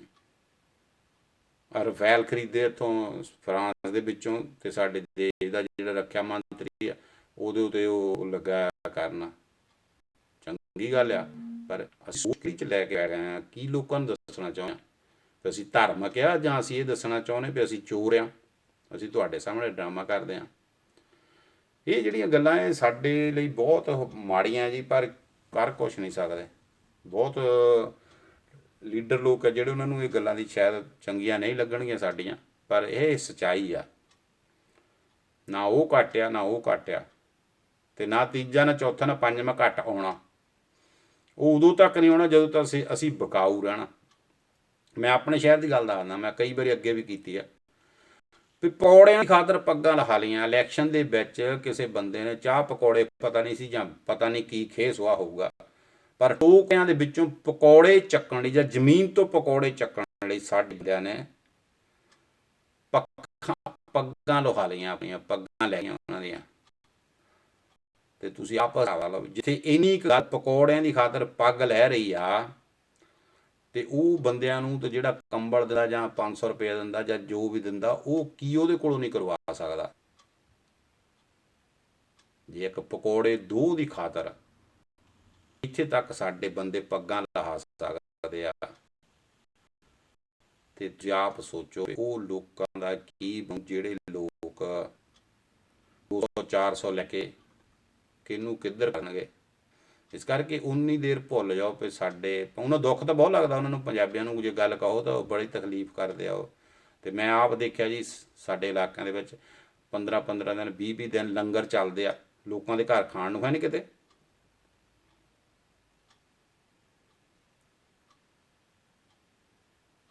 ਬਿਲਕੁਲ ਕਮਲ ਭਾਜੀ, ਬਿਲਕੁਲ ਸਹੀ ਗੱਲ ਹੈ ਤੁਹਾਡੀ, ਬਿਲਕੁਲ ਸਹੀ ਗੱਲ ਹੈ। ਮੂਰਖ ਜਾਣਤਾ ਹੈ ਜੀ। ਤੇ ਇਹ ਜੇ ਆਪਾਂ ਕਹੀਏ ਵੀ ਇਹ ਆਪਣੇ ਕੀ ਮੈਂ ਗੱਲ ਕਰਦਾ ਸੀ 15 ਦਿਨ ਮੈਂ ਗੱਲ ਕਰਨ ਲੱਗਾ ਸੀ ਵੀ 15 ਦਿਨ ਪਹਿਲਾਂ ਸਾਡੇ ਜਿਹੜੇ ਲੰਗਰ ਆ ਉਹ ਲੀਡਰ ਆ ਜਿਹੜੇ ਉਹ ਲਾ ਦਿੰਦੇ ਆ ਮੁਫਤ ਕਾਹਦਾ ਜੀ ਇਹ। ਮੈਂ ਤਾਂ ਹੁਣੇ ਤੁਹਾਨੂੰ ਭੇਡ ਦੀ ਗੱਲ ਸੁਣਾਈ ਆ ਵੀ ਸ਼ੇਰ ਨੇ ਇਲੈਕਸ਼ਨ ਲੜਨਾ ਸੀ, ਉਹਨੇ ਆ ਕੇ ਭੇਡਾਂ ਨੂੰ ਕਹਿ ਵੀ ਤੁਹਾਨੂੰ ਅਸੀਂ ਕੰਬਲ ਦੇਵਾਂਗੇ, ਗਰਮ ਕੰਬਲ ਦੇਵਾਂਗੇ। ਤੇ ਉਹ ਮੇਮਣਾ ਮਾਂ ਨੂੰ ਜਦੋਂ ਸ਼ੇਰ ਚਲੇ ਗਿਆ, ਮੇਮਣਾ ਆਪਣੀ ਮਾਂ ਨੂੰ ਪੁੱਛਣ ਲੱਗਾ, ਕਹਿੰਦਾ ਮਾਂ ਇਹ ਜਿਹੜੀ ਇਹਨਾਂ ਨੇ ਬਾਲ ਲਿਆਉਣੇ ਆ, ਜਿਹੜੀ ਇਹਨਾਂ ਨੇ ਉੱਨ ਲਿਆਉਣੀ, ਉਹ ਕਿੱਥੋਂ ਆਉਣੀ ਆ। ਤੇ ਮਾਂ ਕਹਿੰਦੀ ਕਾਕਾ ਇਹ ਸਾਡਾ ਸਰੀਰ ਹੀ ਨਹੀਂ ਮੁੰਨਣਾ। ਉਹ ਕਹਿੰਦਾ ਫਿਰ ਸਾਨੂੰ ਕੀ ਦੇਗਾ ਇਹ, ਜੇ ਨਹੀਂ ਸਾਨੂੰ ਹੀ ਮੁੰਨ ਕੇ ਕੰਬਲ ਬਣਾਉਣੇ ਆ ਤਾਂ ਸਾਨੂੰ ਕੀ ਦੇਗਾ ਇਹ। ਠੀਕ ਹੈ ਨਾ। ਇਸ ਕਰਕੇ ਇਹ ਚੀਜ਼ਾਂ ਜਿਹੜੀਆਂ ਸਾਨੂੰ ਬਹੁਤ ਇਹਨਾਂ ਬਾਰੇ ਸੋਚਣਾ ਪਊਗਾ, ਪਰ ਕਈ ਵਾਰੀ ਪਤਾ ਨਹੀਂ ਕਿਉਂ ਇਹਨਾਂ ਗੱਲਾਂ ਨੂੰ ਲੈ ਕੇ ਮੈਂ ਇਮੋਸ਼ਨਲ ਹੋ ਜਾਂਦਾ ਤੇ ਕਈ ਵਾਰੀ ਡਰ ਵੀ ਲੱਗਦਾ ਵੀ ਇਹਨਾਂ ਨੂੰ ਤਕਲੀਫ ਬੜੀ ਹੋਣੀ ਆ। ਪਰ ਚਲੋ ਬੋਲਣਾ ਵੀ ਸਾਡਾ ਹੱਕ ਆ, ਹੈ ਨਾ। ਜੇ ਅਸੀਂ ਨਹੀਂ ਬੋਲਾਂਗੇ ਤਾਂ ਗੱਲ ਬਣੂਗੀ। ਪਰ ਇਹ ਬੋਲਣ ਦਾ ਸਿਰਫ ਅਸਰ ਇੱਥੇ ਤੱਕ ਹੀ ਆ ਜੀ, ਸਿਰਫ ਆਪਣੇ ਆ 5-7 ਜਿੰਨੇ ਆਪਾਂ ਸੁਣਦੇ ਆ। ਤੇ ਇਹ ਤੋਂ ਬਾਹਰ ਕੋਈ ਵੀ ਜੇ ਕੋਈ ਇੰਡੀਆ ਦਾ ਬੰਦਾ ਇੱਥੇ ਆਨਲਾਈਨ ਹੋ ਗਿਆ ਨਾ ਜੀ, ਜਿਹੜਾ ਇੰਡੀਆ ਤੋਂ ਹੋਵੇ, ਉਹ ਸ਼ਾਇਦ ਇਹ ਗੱਲਾਂ ਮੇਰੀਆਂ ਪਸੰਦ ਨਾ ਕਰੇ, ਕਿਉਂਕਿ ਹਰ ਬੰਦਾ ਕੋਈ ਚੇਅਰਮੈਨ ਇਹਨੂੰ ਲੱਭਣ ਨੂੰ ਫਿਰਦਾ ਉੱਥੇ। ਇੱਕ ਜਿਹੜਾ ਗਨਮੈਨਾਂ ਦਾ ਰਿਵਾਜ ਚੱਲ ਗਿਆ ਜੀ, ਉਹ ਤਾਂ ਪਿੰਡ ਦਾ ਪੰਚ ਵੀ ਚਾਹੁੰਦਾ, ਪਿੰਡ ਦਾ ਪੰਚ ਛੱਡੋ ਚੌਂਕੀਦਾਰ ਵੀ ਚਾਹੁੰਦਾ ਵੀ 2 ਗਨਮੈਨ ਕਿਤੇ ਮੈਨੂੰ ਵੀ ਮਿਲਣ, ਬਾਹਰ ਬੈਠੇ ਹੋਣ, ਮੈਨੂੰ ਲੋਕੀ ਕਹਿਣਾ ਚੌਂਕੀਦਾਰ ਸਾਹਿਬ ਰਾਤੀ ਪਹਿਰਾ ਤੁਸੀਂ ਠੋਕ ਕੇ ਨਹੀਂ ਦਿੱਤਾ। ਮਤਲਬ ਇਹ ਹਾਲਾਤ ਸਾਡੇ ਬਣ ਗਿਆ ਭਈ ਅਸੀਂ ਫਿਰ ਆਪਣੇ ਉੱਤੇ ਅਸੀਂ ਬੋਝ ਪਾ ਰਹੇ ਹਾਂ ਜੀ, ਖਾਲਾ ਤਾਂ ਸਾਡੀ ਲੈਣੀ ਆ। ਇਸ ਕਰਕੇ ਬਹੁਤ ਚੀਜ਼ਾਂ ਦੀ ਜਿਹੜੀ ਘਾਟ ਆ, ਤੇ ਅੱਜ ਉਹੀ ਵਜ੍ਹਾ ਕਾਰਨ ਹੈ ਕੁਦਰਤ ਦੀ ਕਰੋਪੀ ਜਿਹਨੂੰ ਕਹਿ ਲਈਏ ਅਸੀਂ, ਇਹ ਬਣੀ ਹੋਆ ਜੀ। ਫਿਰ ਦਰਖਤਾਂ ਦੀ ਕਿੰਨਾ ਵਡਾਂਗਾ ਹੋ ਰਿਹਾ, ਲਾਉਣ ਦਾ ਕੋਈ ਸੋਚਦਾ ਨਹੀਂ। ਮੈਂ ਇੱਕ ਭਗਤ ਪੂਰਨ ਸਿੰਘ ਦੀ ਫਿਲਮ ਦੇਖੀ ਸੀ ਬਣੀ, ਤੁਸੀਂ ਵੀ ਸ਼ਾਇਦ ਦੇਖੀ ਹੋਗੀ। ਉਹ ਕਿਸੇ ਦੇ ਘਰ ਜਾਂਦੇ ਆ ਤੇ ਉਹ ਸਾਰੇ ਘਰ ਨੂੰ ਲੱਕੜ ਨਾਲ ਬਣਾਇਆ ਸੀ ਉਹਨੇ, ਤੇ ਉਹ ਗਏ ਬੜੇ ਪਿਆਰ ਮੁਹੱਬਤ ਨਾਲ। ਦੇਖੋ ਜੀ ਤੁਹਾਡਾ ਟੌਪਿਕ ਇੱਕ ਵਾਰੀ ਬਹੁਤ ਵਧੀਆ ਹੁੰਦਾ ਰਣਜੀਤ ਕੌਰ ਜੀ, ਮੈਨੂੰ ਨਾ ਉਹਦੇ ਉੱਤੇ ਡਿਸਕਸ ਕਰਨ ਦਾ ਮੈਨੂੰ ਮੌਕਾ ਮਿਲ ਜਾਂਦਾ, ਮੈਨੂੰ ਬਹੁਤ ਵਧੀਆ ਲੱਗਦੀ ਜਿਹੜੀ ਤੁਹਾਡੀ ਗੱਲ ਹੁੰਦੀ। ਮੈਂ ਉਹਦੇ 'ਤੇ ਕੁਦਰਤੀ ਮੈਨੂੰ ਉਹਦੇ ਵਿੱਚੋਂ ਕੁਛ ਮਿਲਦਾ ਆ, ਮੈਂ ਮਤਲਬ ਵੀ ਮੈਂ ਉਹਦੇ 'ਤੇ ਗੱਲ ਕਰਾਂ। ਅਸੀਂ ਵੋਟਾਂ ਨਹੀਂ ਪਾਉਂਦੇ ਜੀ, ਇਹ ਗੱਲ ਸਹੀ ਆ। ਤੁਸੀਂ ਦੇਖੋ ਵੀ ਤੁਹਾਡਾ ਪਰਿਵਾਰ ਆ, ਉੱਥੇ ਤੁਹਾਡੀ ਜਾਇਦਾਦ ਆ, ਹਰ ਬੰਦੇ ਨੇ 80-80 ਲੱਖ ਲਾ ਕੇ ਉੱਥੇ ਕੋਠੀ ਬਣਾਈ ਆ, ਤੁਹਾਡੀ ਜ਼ਮੀਨ ਆ, ਜਾਇਦਾਦ ਆ। ਉਹ ਸਾਰਾ ਕੁਛ ਜਿਹੜਾ ਤੁਸੀਂ ਉੱਥੇ ਕੀਤਾ ਹੈ ਨਾ ਜੀ, ਉਹ ਤੁਹਾਡਾ ਜਿਹੜਾ ਆ, ਤੁਸੀਂ ਅੱਜ ਵੀ ਸੋਚ ਲਓ, ਤੁਸੀਂ ਜਦੋਂ ਵੀ ਕੋਈ ਗੱਲਬਾਤ ਹੁੰਦੀ ਆ ਤੁਹਾਡੇ ਦਿਮਾਗ 'ਚ ਇਹ ਹੁੰਦੀ ਹੈ ਵੀ ਇੰਡੀਆ ਕੋਠੀ ਪਾਈਏ, ਇੰਡੀਆ ਕਰੀਏ, ਫਗਵਾੜੇ ਪਲਾਟ ਲੈ ਲਈਏ, ਉਹ ਇੱਦਾਂ ਆ, ਜੇ ਆ ਵੋ ਆ, ਹੈ ਨਾ। ਇਸ ਕਰਕੇ ਕਈ ਵਾਰੀ ਸਾਨੂੰ ਸੋਚਣਾ ਪੈਂਦਾ। ਦੂਜਾ ਇਹ ਆ ਵੀ ਅਸੀਂ ਇੱਥੇ ਸਾਡੀ ਕੰਡੀਸ਼ਨ ਜਿਹੜੀ ਆ ਨਾ, ਸੱਚਾਈ ਇਹ ਆ, ਅਸੀਂ ਬੈਲਜੀਅਮ ਬਾਰੇ ਸੋਚੀਏ ਜੀ। ਬਿਲਕੁਲ ਤੁਹਾਡੀ ਗੱਲ ਸਹੀ ਆ, ਮੈਂ ਇਸ ਗੱਲ ਨਾਲ ਬਿਲਕੁਲ ਸਹਿਮਤ ਹਾਂ। ਸਾਨੂੰ ਸਾਨੂੰ ਇਹੀ ਗੱਲ ਹੈ ਜੀ, ਸਾਨੂੰ ਪੰਜਾਬ ਆਪਣੇ ਨਾਲ ਪਿਆਰ ਆ। ਕਿਉਂ ਅਸੀਂ ਉੱਥੇ ਬਾਰੇ ਸੋਚਦੇ ਹਾਂ? ਕਿਉਂਕਿ ਸਾਡਾ ਜਿੰਨਾ ਵੀ ਕੁਣਬਾ, ਜਿਹਨੂੰ ਅਸੀਂ ਕਹਿ ਸਕਦੇ ਹਾਂ, ਕੁਣਬਾ ਮੇਰੀ ਜਿਹੜਾ ਪਰਿਵਾਰ ਕਹਿ ਲਈਏ, ਜਾਂ ਜਿਹੜੇ ਸਾਡੇ ਫੈਮਲੀਆਂ ਆ, ਉਹ ਸਾਰੀਆਂ ਪੰਜਾਬ ਦੇ ਵਿੱਚ ਬੈਠੀਆਂ। ਜਦੋਂ ਉਹਨਾਂ ਨੂੰ ਕੋਈ ਤਕਲੀਫ ਆਉਂਦੀ ਹੈ ਨਾ ਜੀ, ਤੇ ਸਾਨੂੰ ਦੁੱਖ ਬਹੁਤ ਲੱਗਦਾ। ਹੁਣ ਤੁਸੀਂ ਦੇਖੋ, ਕਿਸਾਨੀ ਮਸਲਾ ਸੀ ਜਾਂ ਹੋਰ ਵੀ ਕਦੇ ਕਿਤੇ ਉੱਥੇ ਆਫਤ ਆਉਂਦੀ ਆ, ਤੇ ਸਾਡੇ NRI ਸਭ ਤੋਂ ਪਹਿਲਾਂ ਭੱਜਦੇ ਆ ਉੱਥੇ ਉਹਨਾਂ ਲੋਕਾਂ ਦੀ ਮਦਦ ਕਰਨ ਵਾਸਤੇ, ਪੈਸੇ ਪੱਖੋਂ, ਹਰ ਮਾਮਲੇ ਦੇ ਵਿੱਚ, ਹੈ ਨਾ। ਤੇ ਇਸ ਕਰਕੇ ਸਾਨੂੰ ਉੱਥੇ ਦੇ ਜੋ ਵੀ ਉੱਥੇ ਬੀਤ ਰਿਹਾ, ਹੋ ਰਿਹਾ, ਉਹਦੇ ਵਾਸਤੇ ਸਾਡਾ ਤਾਂ ਮੰਜੂ ਜੀ ਗੱਲ ਪਤਾ ਕੀ ਸਾਡੀ ਮੰਜੂ ਜੀ, ਮੈਂ ਦੋ ਪਾਸੀ ਜਿਹੜਾ ਸਾਡਾ ਦਿਮਾਗ ਆ। ਦੂਸਰੀ ਗੱਲ ਇਹ ਆ ਵੀ ਅਸੀਂ ਦਰਖਤ ਦੇ ਨਾਲੋਂ ਟੁੱਟ ਕੇ ਅੱਧ 'ਚ ਲਟਕ ਗਏ ਆ। ਅਸੀਂ ਅੱਜ ਇੱਥੇ ਵੀ ਵਿਦੇਸ਼ੀ ਆ, ਤੇ ਉੱਥੋਂ ਵਾਲੇ ਵੀ ਅਸੀਂ ਅੱਜ ਵਿਦੇਸ਼ੀ ਆ। ਉਹ ਕਹਿੰਦੇ NRI ਆ। NRI ਇੱਕ ਸ਼ਬਦ ਸਾਨੂੰ ਇੱਕ ਸਾਡੇ ਉੱਤੇ ਇਹ ਥੱਪਾ ਲਾ ਦਿੱਤਾ ਵੀ NRI ਆ ਇਹ, ਤੇ ਇੱਥੇ ਵਾਲਿਆਂ ਲਈ ਅਸੀਂ ਹੈਗੇ ਆ ਵਿਦੇਸ਼ੀ। ਅਸੀਂ ਰਣਜੀਤ ਕੌਰ ਜੀ, ਤੁਸੀਂ ਨਹੀਂ ਖਰਚਿਆ, ਮੈਨੂੰ ਪਤਾ, ਮੈਂ ਵੀ ਨਹੀਂ ਖਰਚਿਆ।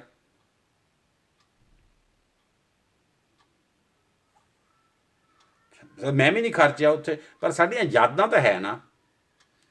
ਤੁਸੀਂ ਆਪਣੇ ਪੇਕੇ ਘਰ ਜਾਓਗੇ, ਉੱਥੇ ਤੁਹਾਨੂੰ ਮਾਂ ਫਿਰਦੀ ਦਿਸੂਗੀ, ਤੁਹਾਡੇ ਕੱਲ੍ਹ ਨੂੰ ਬੱਚੇ ਜਾਂਦੇ ਉਹਨਾਂ ਨੂੰ ਨਾਨੀ ਦੀਦੀ ਆ ਉੱਥੇ। ਇਹ ਚੀਜ਼ਾਂ ਜਿਹੜੀਆਂ ਇਹਨਾਂ ਤੋਂ ਅਸੀਂ ਟੁੱਟਣਾ ਬਹੁਤ ਮੁਸ਼ਕਿਲ ਹੈ। ਅੱਜ ਤੋਂ ਸਾਡੀ ਚੌਥੀ ਪੰਜਵੀਂ ਪੀੜ੍ਹੀ ਜਾ ਕੇ ਟੁੱਟੂਗੀ ਜਦੋਂ ਉਹ ਜਾਣਾ ਬੰਦ ਕਰ ਦੇਣਗੇ, ਜਦੋਂ ਸਾਡਾ ਨਾਮ ਨਿਸ਼ਾਨ ਨਹੀਂ ਰਹੂਗਾ। ਪਰ ਅੱਜ ਦੀ ਤਰੀਕ ਦੇ ਵਿੱਚ ਸਾਡਾ ਉੱਥੇ ਸਭ ਕੁਝ ਜੁੜਿਆ ਆ, ਸਾਡੀਆਂ ਯਾਦਾਂ ਜੁੜੀਆਂ, ਸਾਡੀਆਂ ਖੇਡਾਂ ਜੁੜੀਆਂ। ਹੁਣ ਤੁਸੀਂ ਯਕੀਨ ਕਰੋ, ਮੈਂ ਬਹੁਤ ਦੇਰ, ਮੇਰੇ ਕਮਲ ਭਾਜੀ ਆਏ ਆ ਜਰਮਨ ਤੋਂ, ਇਹਨਾਂ ਨੂੰ ਪੁੱਛੋ, ਅਸੀਂ ਪਿੰਡ 'ਚ ਪਹਿਲਾਂ ਰਹਿੰਦੇ ਹੁੰਦੇ ਸੀ, ਉਸ ਪਿੰਡ ਦੇ ਵਿੱਚ ਅਸੀਂ ਖੇਡਿਆ, ਵੱਡੇ ਹੋਏ, ਬੜੀਆਂ ਸ਼ਰਾਰਤਾਂ ਕੀਤੀਆਂ। ਮੈਂ ਇਹਨਾਂ ਦੇ ਕੋਲ ਜਾਂਦਾ ਹੁੰਦਾ ਸੀ, ਪਾਂਡਵਾ ਪਿੰਡ ਇਹਨਾਂ ਦਾ ਨਵੇਂ ਸ਼ਹਿਰ ਦੇ ਕੋਲ, ਉੱਥੇ ਅਸੀਂ ਖੇਡਾਂ ਜਿਹੜੀਆਂ ਖੇਡਣੀਆਂ, ਉਹ ਚੀਜ਼ਾਂ ਜਦੋਂ ਅਸੀਂ ਉੱਥੇ, ਹੁਣ ਐਤਕੀ ਮੈਂ ਸਪੈਸ਼ਲ ਗੋਰਿਆਂ ਦਾ ਗਰੁੱਪ ਉਸ ਪਿੰਡ ਆਪਣੇ 'ਚ ਲੈ ਕੇ ਗਿਆ, ਆਪਣਾ ਮੈਂ ਪੁਰਾਣਾ ਘਰ ਦਿਖਾਇਆ। ਫਿਰ ਉਹਨਾਂ ਨੂੰ ਮੈਂ ਦੱਸਿਆ ਵੀ ਪਹਿਲਾਂ ਇੱਥੇ ਇਦਾਂ ਦਾ ਮਾਹੌਲ ਸੀ, ਹੁਣ ਦੇਖੋ ਆਹ ਮਕਾਨ ਬਣ ਗਿਆ ਆ, ਹੁਣ ਆਹ ਹੋ ਗਿਆ, ਇੱਥੇ ਆਹ ਜੰਝ ਘਰ ਬਣ ਗਿਆ। ਉਹਨਾਂ ਨੂੰ ਜੰਝ ਘਰ ਦੀ ਸਮਝ ਨਾ ਲੱਗੇ, ਕਿਉਂਕਿ ਇਹਨਾਂ ਦੇ ਜੰਝ ਘਰ ਹੈ ਨਹੀਂ।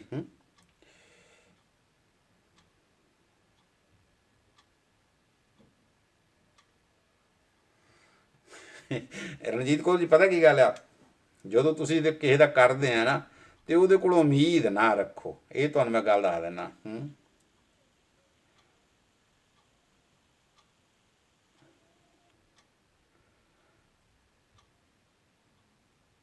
ਹਾਂਜੀ, ਤੇ ਜੇ ਆਪਾਂ ਪਤਾ ਕੀਤਾ ਆ, ਤੇ ਤੁਸੀਂ ਉਹ ਤੋਂ ਵਾਪਸੀ ਦੀ ਉਮੀਦ ਤਾਂ ਭੁੱਲ ਜਾਓ, ਕਿਉਂਕਿ ਤੁਹਾਡੀ ਲਈ ਉਹਨਾਂ ਲਈ ਉਹ ਰਿਸ਼ਤਾ ਹੈ ਨਹੀਂਗਾ ਜਿਹੜਾ ਤੁਸੀਂ ਆਪਾਂ ਸੋਚਦੇ ਹਾਂ।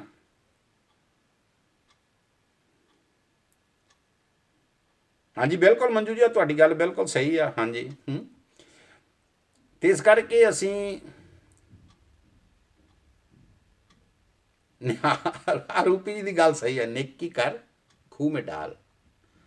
ਜੇ ਆਪਾਂ ਉਹਨਾਂ ਤੋਂ ਆਸ ਰੱਖ ਲਈ ਜੀ, ਤਾਂ ਮੈਂ ਦਾਅਵੇ ਨਾਲ ਇਹ ਗੱਲ ਕਹਿ ਸਕਦਾ, ਤੁਸੀਂ ਜਦੋਂ ਜਾਓਗੇ ਅਗਲੀ ਵਾਰੀ ਨਾ, ਦਰਵਾਜ਼ੇ ਨਹੀਂ ਖੁੱਲਣੇ ਤੁਹਾਡੇ ਲਈ।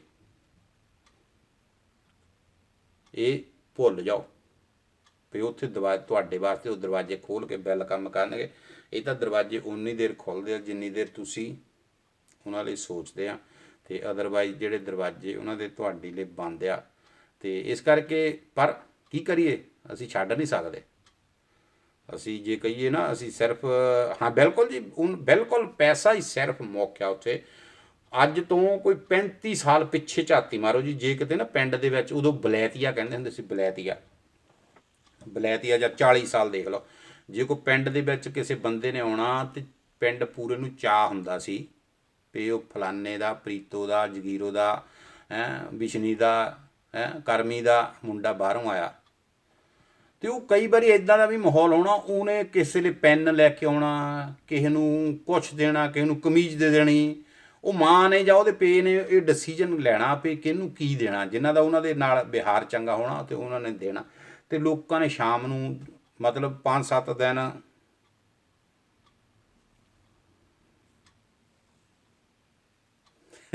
ਰਣਜੀਤ ਕੌਰ ਜੀ ਗੱਲ ਤੁਹਾਡੀ ਸਹੀ ਆ, ਮੈਂ ਸਮਝਦਾ। ਤੇ ਇਹ ਵੀ ਤੁਸੀਂ ਖੂਹ 'ਚ ਸਿੱਟਿਆ ਸਮਝੋ ਜੀ, ਜਿਹੜਾ ਤੁਸੀਂ ਸਿੱਟਿਆ, ਇਹ ਕਹਿੰਦੇ ਆ ਨਾ ਸਿੱਟਣ ਨੂੰ, ਇਹ ਵੀ ਤੁਸੀਂ ਖੂਹ 'ਚ ਸਿੱਟਿਆ ਹੀ ਸਮਝੋ। ਬਸ ਇਹ ਆ ਵੀ ਤੁਹਾਡਾ ਗਇਆਂ ਦਾ ਮਾਣ ਸਤਿਕਾਰ ਮਾੜਾ ਮੋਟਾ ਜ਼ਰੂਰ ਹੁੰਦਾ, ਇਹਦੇ ਬਦਲੇ ਜਿਹੜਾ ਖੂਹ 'ਚ ਜਾਣਾ ਉਹਦਾ ਸਤਿਕਾਰ ਨਹੀਂ ਹੋਣਾ। ਅੱਛਾ, ਮੈਂ ਗੱਲ ਕਰਦਾ ਸੀ, ਉਹ ਜਦੋਂ ਕਿਤੇ ਆਉਣਾ ਤੇ ਲੋਕਾਂ ਨੇ ਘਰ ਉਹਨਾਂ ਦੇ ਮਿਲਣ ਜਾਣਾ, ਬੈਠਣਾ ਉੱਠਣਾ, ਰੋਟੀ ਪਾਣੀ ਖਾਣੀ। ਅੱਜ ਤੁਸੀਂ ਜਾਓ, ਪਿੰਡ 'ਚ ਚਲ ਜਾਓ, ਚਾਹੇ ਸ਼ਹਿਰ 'ਚ ਚਲੇ ਜਾਓ, ਤੁਹਾਡਾ ਗੁਆਂਢੀ ਨਹੀਂ ਤੁਹਾਨੂੰ ਸਤਿ ਸ੍ਰੀ ਅਕਾਲ ਕਰਨਾ ਆਉਂਦਾ, ਕਿਉਂਕਿ ਹੁਣ ਸਾਨੂੰ ਆਪਸੀ ਲੋੜਾਂ ਹੀ ਨਹੀਂ ਰਹੀਆਂ। ਹਰ ਬੰਦਾ ਘਰੋਂ ਬਾਹਰ ਗਿਆ। ਅੱਗੇ ਹੁੰਦਾ ਸੀ ਆਪਸੀ ਲੋੜਾਂ, ਸਾਡੀ ਜ਼ਿਆਦਾਤਰ ਜਦੋਂ ਲੋੜਾਂ ਹੁੰਦੀਆਂ ਸਾਡੀਆਂ, ਤੇ ਸਾਂਝ ਉਦੋਂ ਬਣੀ ਰਹਿੰਦੀ ਹੈ ਜੀ। ਅੱਜ ਲੋੜ ਤੁਹਾਡੀ ਕਿਸੇ ਨੂੰ ਨਹੀਂ ਹੈਗੀ, ਤੇ ਸਾਨੂੰ ਉਹਨਾਂ ਦੀ ਅਸੀਂ ਲੋੜ ਮਹਿਸੂਸ ਨਹੀਂ ਕਰਦੇ, ਠੀਕ ਹੈ ਨਾ। ਇਸ ਕਰਕੇ ਉਹ ਜਿਹੜੀ ਸਾਂਝ ਸੀ ਉਹ ਟੁੱਟ ਗਈ। ਜਦੋਂ ਵੀ ਕਿਸੇ ਵੀ ਗਰੀਬ ਕੰਟਰੀ ਦੇ ਵਿੱਚ ਦੇਖੋ, ਲੋਕਾਂ ਦੀ ਆਪਸੀ ਸਾਂਝ ਆ। ਜਦੋਂ ਇੰਡੀਆ ਦੇ ਪੰਜਾਬ ਦੇ ਲੋਕ ਮਾਤੜ ਸੀ, ਗਰੀਬ ਸੀ, ਥੋੜ੍ਹੀਆਂ ਜ਼ਮੀਨਾਂ ਦੇ ਮਾਲਕ ਸੀ, ਹਲ ਵਾਹੁੰਦੇ ਸੀ, ਹੈ ਨਾ, ਉਸ ਵੇਲੇ ਲੋੜਾਂ ਸੀ ਇੱਕ ਦੂਜੇ ਦੀਆਂ, ਕਿਸੇ ਤੋਂ ਹਲ ਲੈਣ ਦੀ ਲੋੜ, ਕਿਸੇ ਤੋਂ ਤੰਗਲੀ ਲੈਣ ਦੀ ਲੋੜ, ਕਿਸੇ ਤੋਂ ਕੁਛ ਲੈਣ ਦੀ ਲੋੜ। ਅੱਜ ਲੋੜਾਂ ਉਹ ਖਤਮ ਹੋ ਗਈਆਂ। ਟਰੈਕਟਰ ਚੱਲ ਪਏ, ਹਰ ਬੰਦੇ ਨੇ ਟਰੈਕਟਰ ਰੱਖਿਆ, ਬਈਏ ਆ ਗਏ, ਕੰਮਾਂ ਦੀ ਲੋੜ ਨਹੀਂ ਰਹੀ। ਇਸ ਕਰਕੇ ਜਦੋਂ ਲੋੜ ਖਤਮ ਹੋ ਗਈ, ਉਸ ਵੇਲੇ, ਹਾਂਜੀ ਬਿਲਕੁਲ, ਇਹ ਘਰ ਘਰ ਦੀ ਕਹਾਣੀ ਆ ਜੀ। ਇਹ ਲੋੜਾਂ ਜਦੋਂ ਖਤਮ ਹੋ ਗਈਆਂ ਜੀ, ਉਸ ਵੇਲੇ ਅੱਜ ਗੁਆਂਢੀ ਨੂੰ ਗੁਆਂਢੀ ਨਹੀਂ ਜਾਣਦਾ, ਬਾਕੀ ਦਾ ਗੱਲਾਂ ਛੱਡੋ। ਤੇ ਅਸੀਂ ਸਤਿਕਾਰ ਕਿੱਥੋਂ ਭਾਲਣਾ ਜੀ? ਸਤਿਕਾਰ ਤਾਂ ਇਹੀ ਆ ਵੀ ਤੁਸੀਂ ਥੋੜਾ ਬਹੁਤਾ ਮੁੱਠ ਗਰਮ ਰੱਖੋ ਕਰਕੇ ਤੇ ਜਾ ਕੇ ਤੁਸੀਂ ਆਪਣੇ ਸਤਿਕਾਰ ਕਰਾ ਲਓ। ਅਦਰਵਾਈਜ਼ ਸਤਿਕਾਰ ਵਾਲੀ ਕਹਾਣੀ ਹੈ ਨਹੀਂ, ਸਤਿਕਾਰ ਵਾਲਾ ਤਾਂ ਕੰਮ ਖਤਮ ਹੋ ਗਿਆ।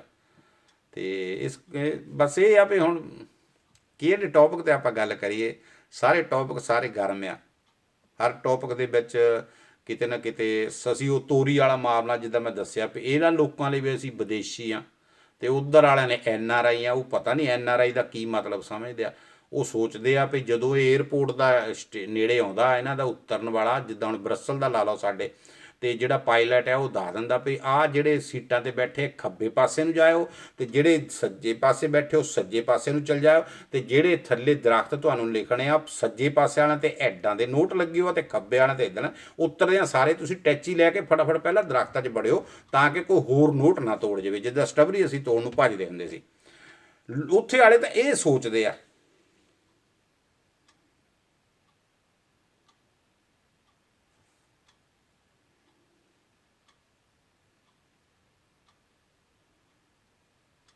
ਹਾਂਜੀ ਬਿਲਕੁਲ ਬਿਲਕੁਲ ਰਛਪਾਲ ਜੀ, ਬਿਲਕੁਲ ਗੱਲ ਸਹੀ ਆ।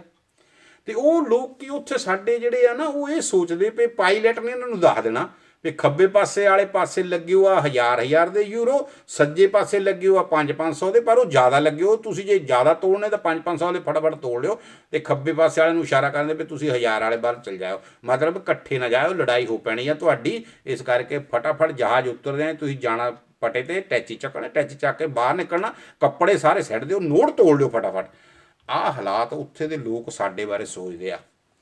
ਤੇ ਸਾਡੇ ਇੱਥੇ ਕਈ ਇੱਦਾਂ ਦੇ ਪਰਿਵਾਰ ਵੀ ਹੈਗੇ ਆ ਜੀ ਜਿਹੜੇ ਭਾਵੇਂ ਬਾਹਰ ਆ, ਉਹ ਮੈਨੂੰ ਇਹ ਗੱਲ ਕਹਿਣੀ ਨਹੀਂ ਚਾਹੀਦੀ, ਪਰ ਉਹ ਹਜੇ ਵੀ ਕਈ ਤੰਗੀਆਂ ਦੇ ਵਿੱਚੋਂ ਗੁਜ਼ਰ ਰਿਹਾ। ਉਹਨਾਂ ਦੇ ਪਰਿਵਾਰਾਂ ਦੇ ਕਰਜ਼ੇ, ਧੀਆਂ ਭੈਣਾਂ ਦੇ ਰਿਸ਼ਤੇ, ਵਿਆਹੁਣੀਆਂ ਲੜਕੀਆਂ, ਜ਼ਰੂਰੀ ਨਹੀਂ ਸਾਰੇ ਵੱਡੀਆਂ ਗੱਡੀਆਂ 'ਚ ਘੁੰਮਦੇ ਆ, ਜਾਂ ਆਪਾਂ ਕਹਿ ਲਈ ਇੱਦਾਂ ਦੇ ਵੀ ਪਰਿਵਾਰ ਇੱਥੇ ਹੈਗੇ ਆ ਜਿਹੜੇ ਮਿਹਨਤ ਕਰਦੇ ਆ। ਕੋਈ ਉਹਨਾਂ ਦਾ ਇੱਧਰ ਉੱਧਰ ਆਉਣ ਜਾਣ ਦਾ ਮਤਲਬ ਨਹੀਂ, ਔਰ ਉਹ ਆਪਣੇ ਕਰਜ਼ਿਆਂ ਦੇ ਪਿੱਛੇ ਪਏ ਹੋ ਆ, ਕਰਜ਼ੇ ਲਾਉਣੇ ਆ। ਕਈਆਂ ਨੂੰ ਪੇਪਰ ਨਹੀਂ ਮਿਲੇ, ਕਈ ਮੁਸ਼ਕਲਾਂ।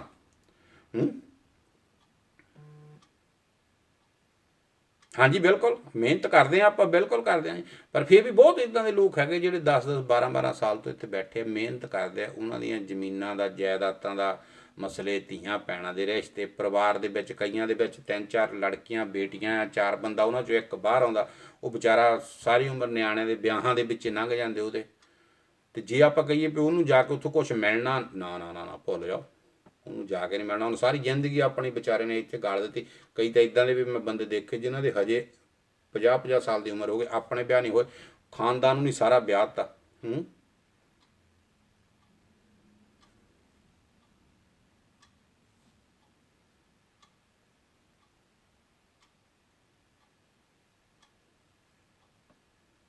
ਇਹ ਮੰਜੂ ਜੀ ਇਹੀ ਤਾਂ ਸਾਡੀ ਜਿਹੜੀ ਸਭ ਤੋਂ ਵੱਡਾ ਜਿਹੜਾ ਸਾਡਾ ਇਹਨੂੰ ਅਸੀਂ ਕਲਚਰ ਕਹਿ ਲਈਏ ਚਾਹੇ ਜੋ ਮਰਜ਼ੀ ਸਮਝ ਲਈਏ, ਜਦੋਂ ਵੀ ਉਹਨਾਂ ਦੇ ਮੁਸੀਬਤ ਆਉਂਦੀ ਆ ਅਸੀਂ ਖੜ ਜਾਂਦੇ, 1 ਮਿੰਟ ਲਾਉਂਦੇ ਅਸੀਂ। ਇਹ ਤਾਂ ਸਾਡੇ ਇੱਕ ਅਸੀਂ ਇਹ ਕਹਿ ਸਕਦੇ ਸਾਡੇ ਖੂਨ 'ਚ ਆ, ਇਹ ਸਾਡੇ ਇਕੱਲਿਆਂ ਦੇ ਨਹੀਂ, ਜਿਹੜੇ ਉੱਥੇ ਬੈਠੇ ਉਹਨਾਂ ਦੇ ਵੀ ਆ ਇਹ ਗੱਲ ਖੂਨ ਦੇ ਵਿੱਚ ਆ ਵੀ ਉਹ ਵੀ ਮਤਲਬ ਕੁਦਰਤੀ ਸਾਨੂੰ ਇਹ ਪਰਮਾਤਮਾ ਦੀ ਇੱਕ ਬਖਸ਼ ਆ ਵੀ ਅਸੀਂ ਜਦੋਂ ਵੀ ਕਿਸੇ ਤੇ ਮੁਸੀਬਤ ਆਉਂਦੀ ਆ ਅਸੀਂ ਖੜ ਜਾਂਦੇ ਹਾਂ। ਇਹ ਇਕੱਲਾ ਇੰਡੀਆ ਵਾਲਿਆਂ ਨਹੀਂ ਮੰਜੂ ਜੀ, ਅਸੀਂ ਹਰ ਇਕੱਲੇ ਖੜ ਜਾਂਦੇ ਹਾਂ, ਹੈ ਨਾ।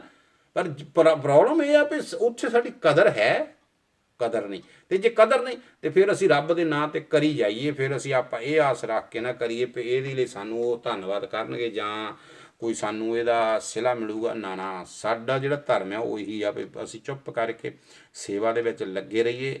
ਤੇ ਜਿਹੜਾ ਰੱਬ ਦਾ ਉਹ ਕੀ ਦੇਖਦਾ, ਰੱਬ ਕੀ ਦੇਖਦਾ, ਕੀ ਸੋਚਦਾ, ਇਸ ਸੰਬੰਧ ਦੇ ਵਿੱਚ ਫੈਸਲਾ ਉਹਦੇ 'ਤੇ ਛੱਡ ਦਈਏ। ਅਸੀਂ ਤਾਂ, ਮੈਂ ਤਾਂ ਇਹੀ ਸਮਝਦਾ ਜੀ ਵੀ ਆਪਾਂ ਆਸ ਰੱਖ ਕੇ ਨਾ ਚੱਲੀਏ ਵੀ ਸਾਨੂੰ ਉਹ ਇੱਜ਼ਤ ਮਾਣ ਸਤਿਕਾਰ ਸਾਡੇ ਗਾਇਆਂ ਦੇ ਏਅਰਪੋਰਟ 'ਤੇ ਲੈ ਕੇ ਹਾਰ ਗਲ 'ਚ ਪਾਉਣ ਆਉਣਗੇ ਜਾਂ ਸਾਨੂੰ ਉੱਥੋਂ ਕੋਈ ਉਮੀਦ ਲੈਣੀ ਪਊਗੀ।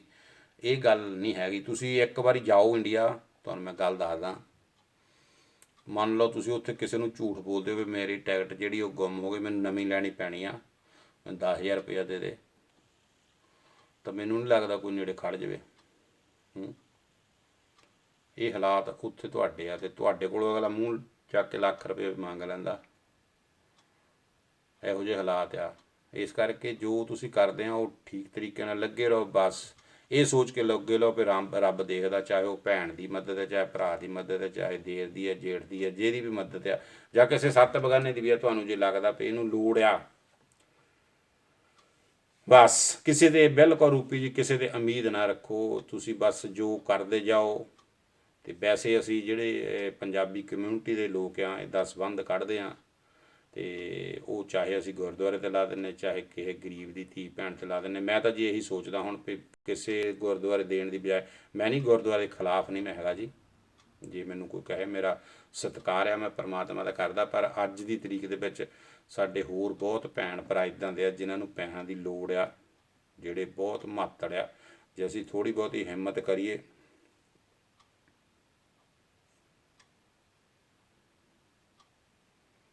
ਹਾਂਜੀ ਬਿਲਕੁਲ ਬਿਲਕੁਲ ਆਪਣੀ ਸੋਚ ਸਮਝ ਨਾਲ ਚੱਲੋ ਜੀ, ਬਿਲਕੁਲ ਆਪਣੀ ਸੋਚ ਸਮਝ ਨਾਲ ਚੱਲੋ।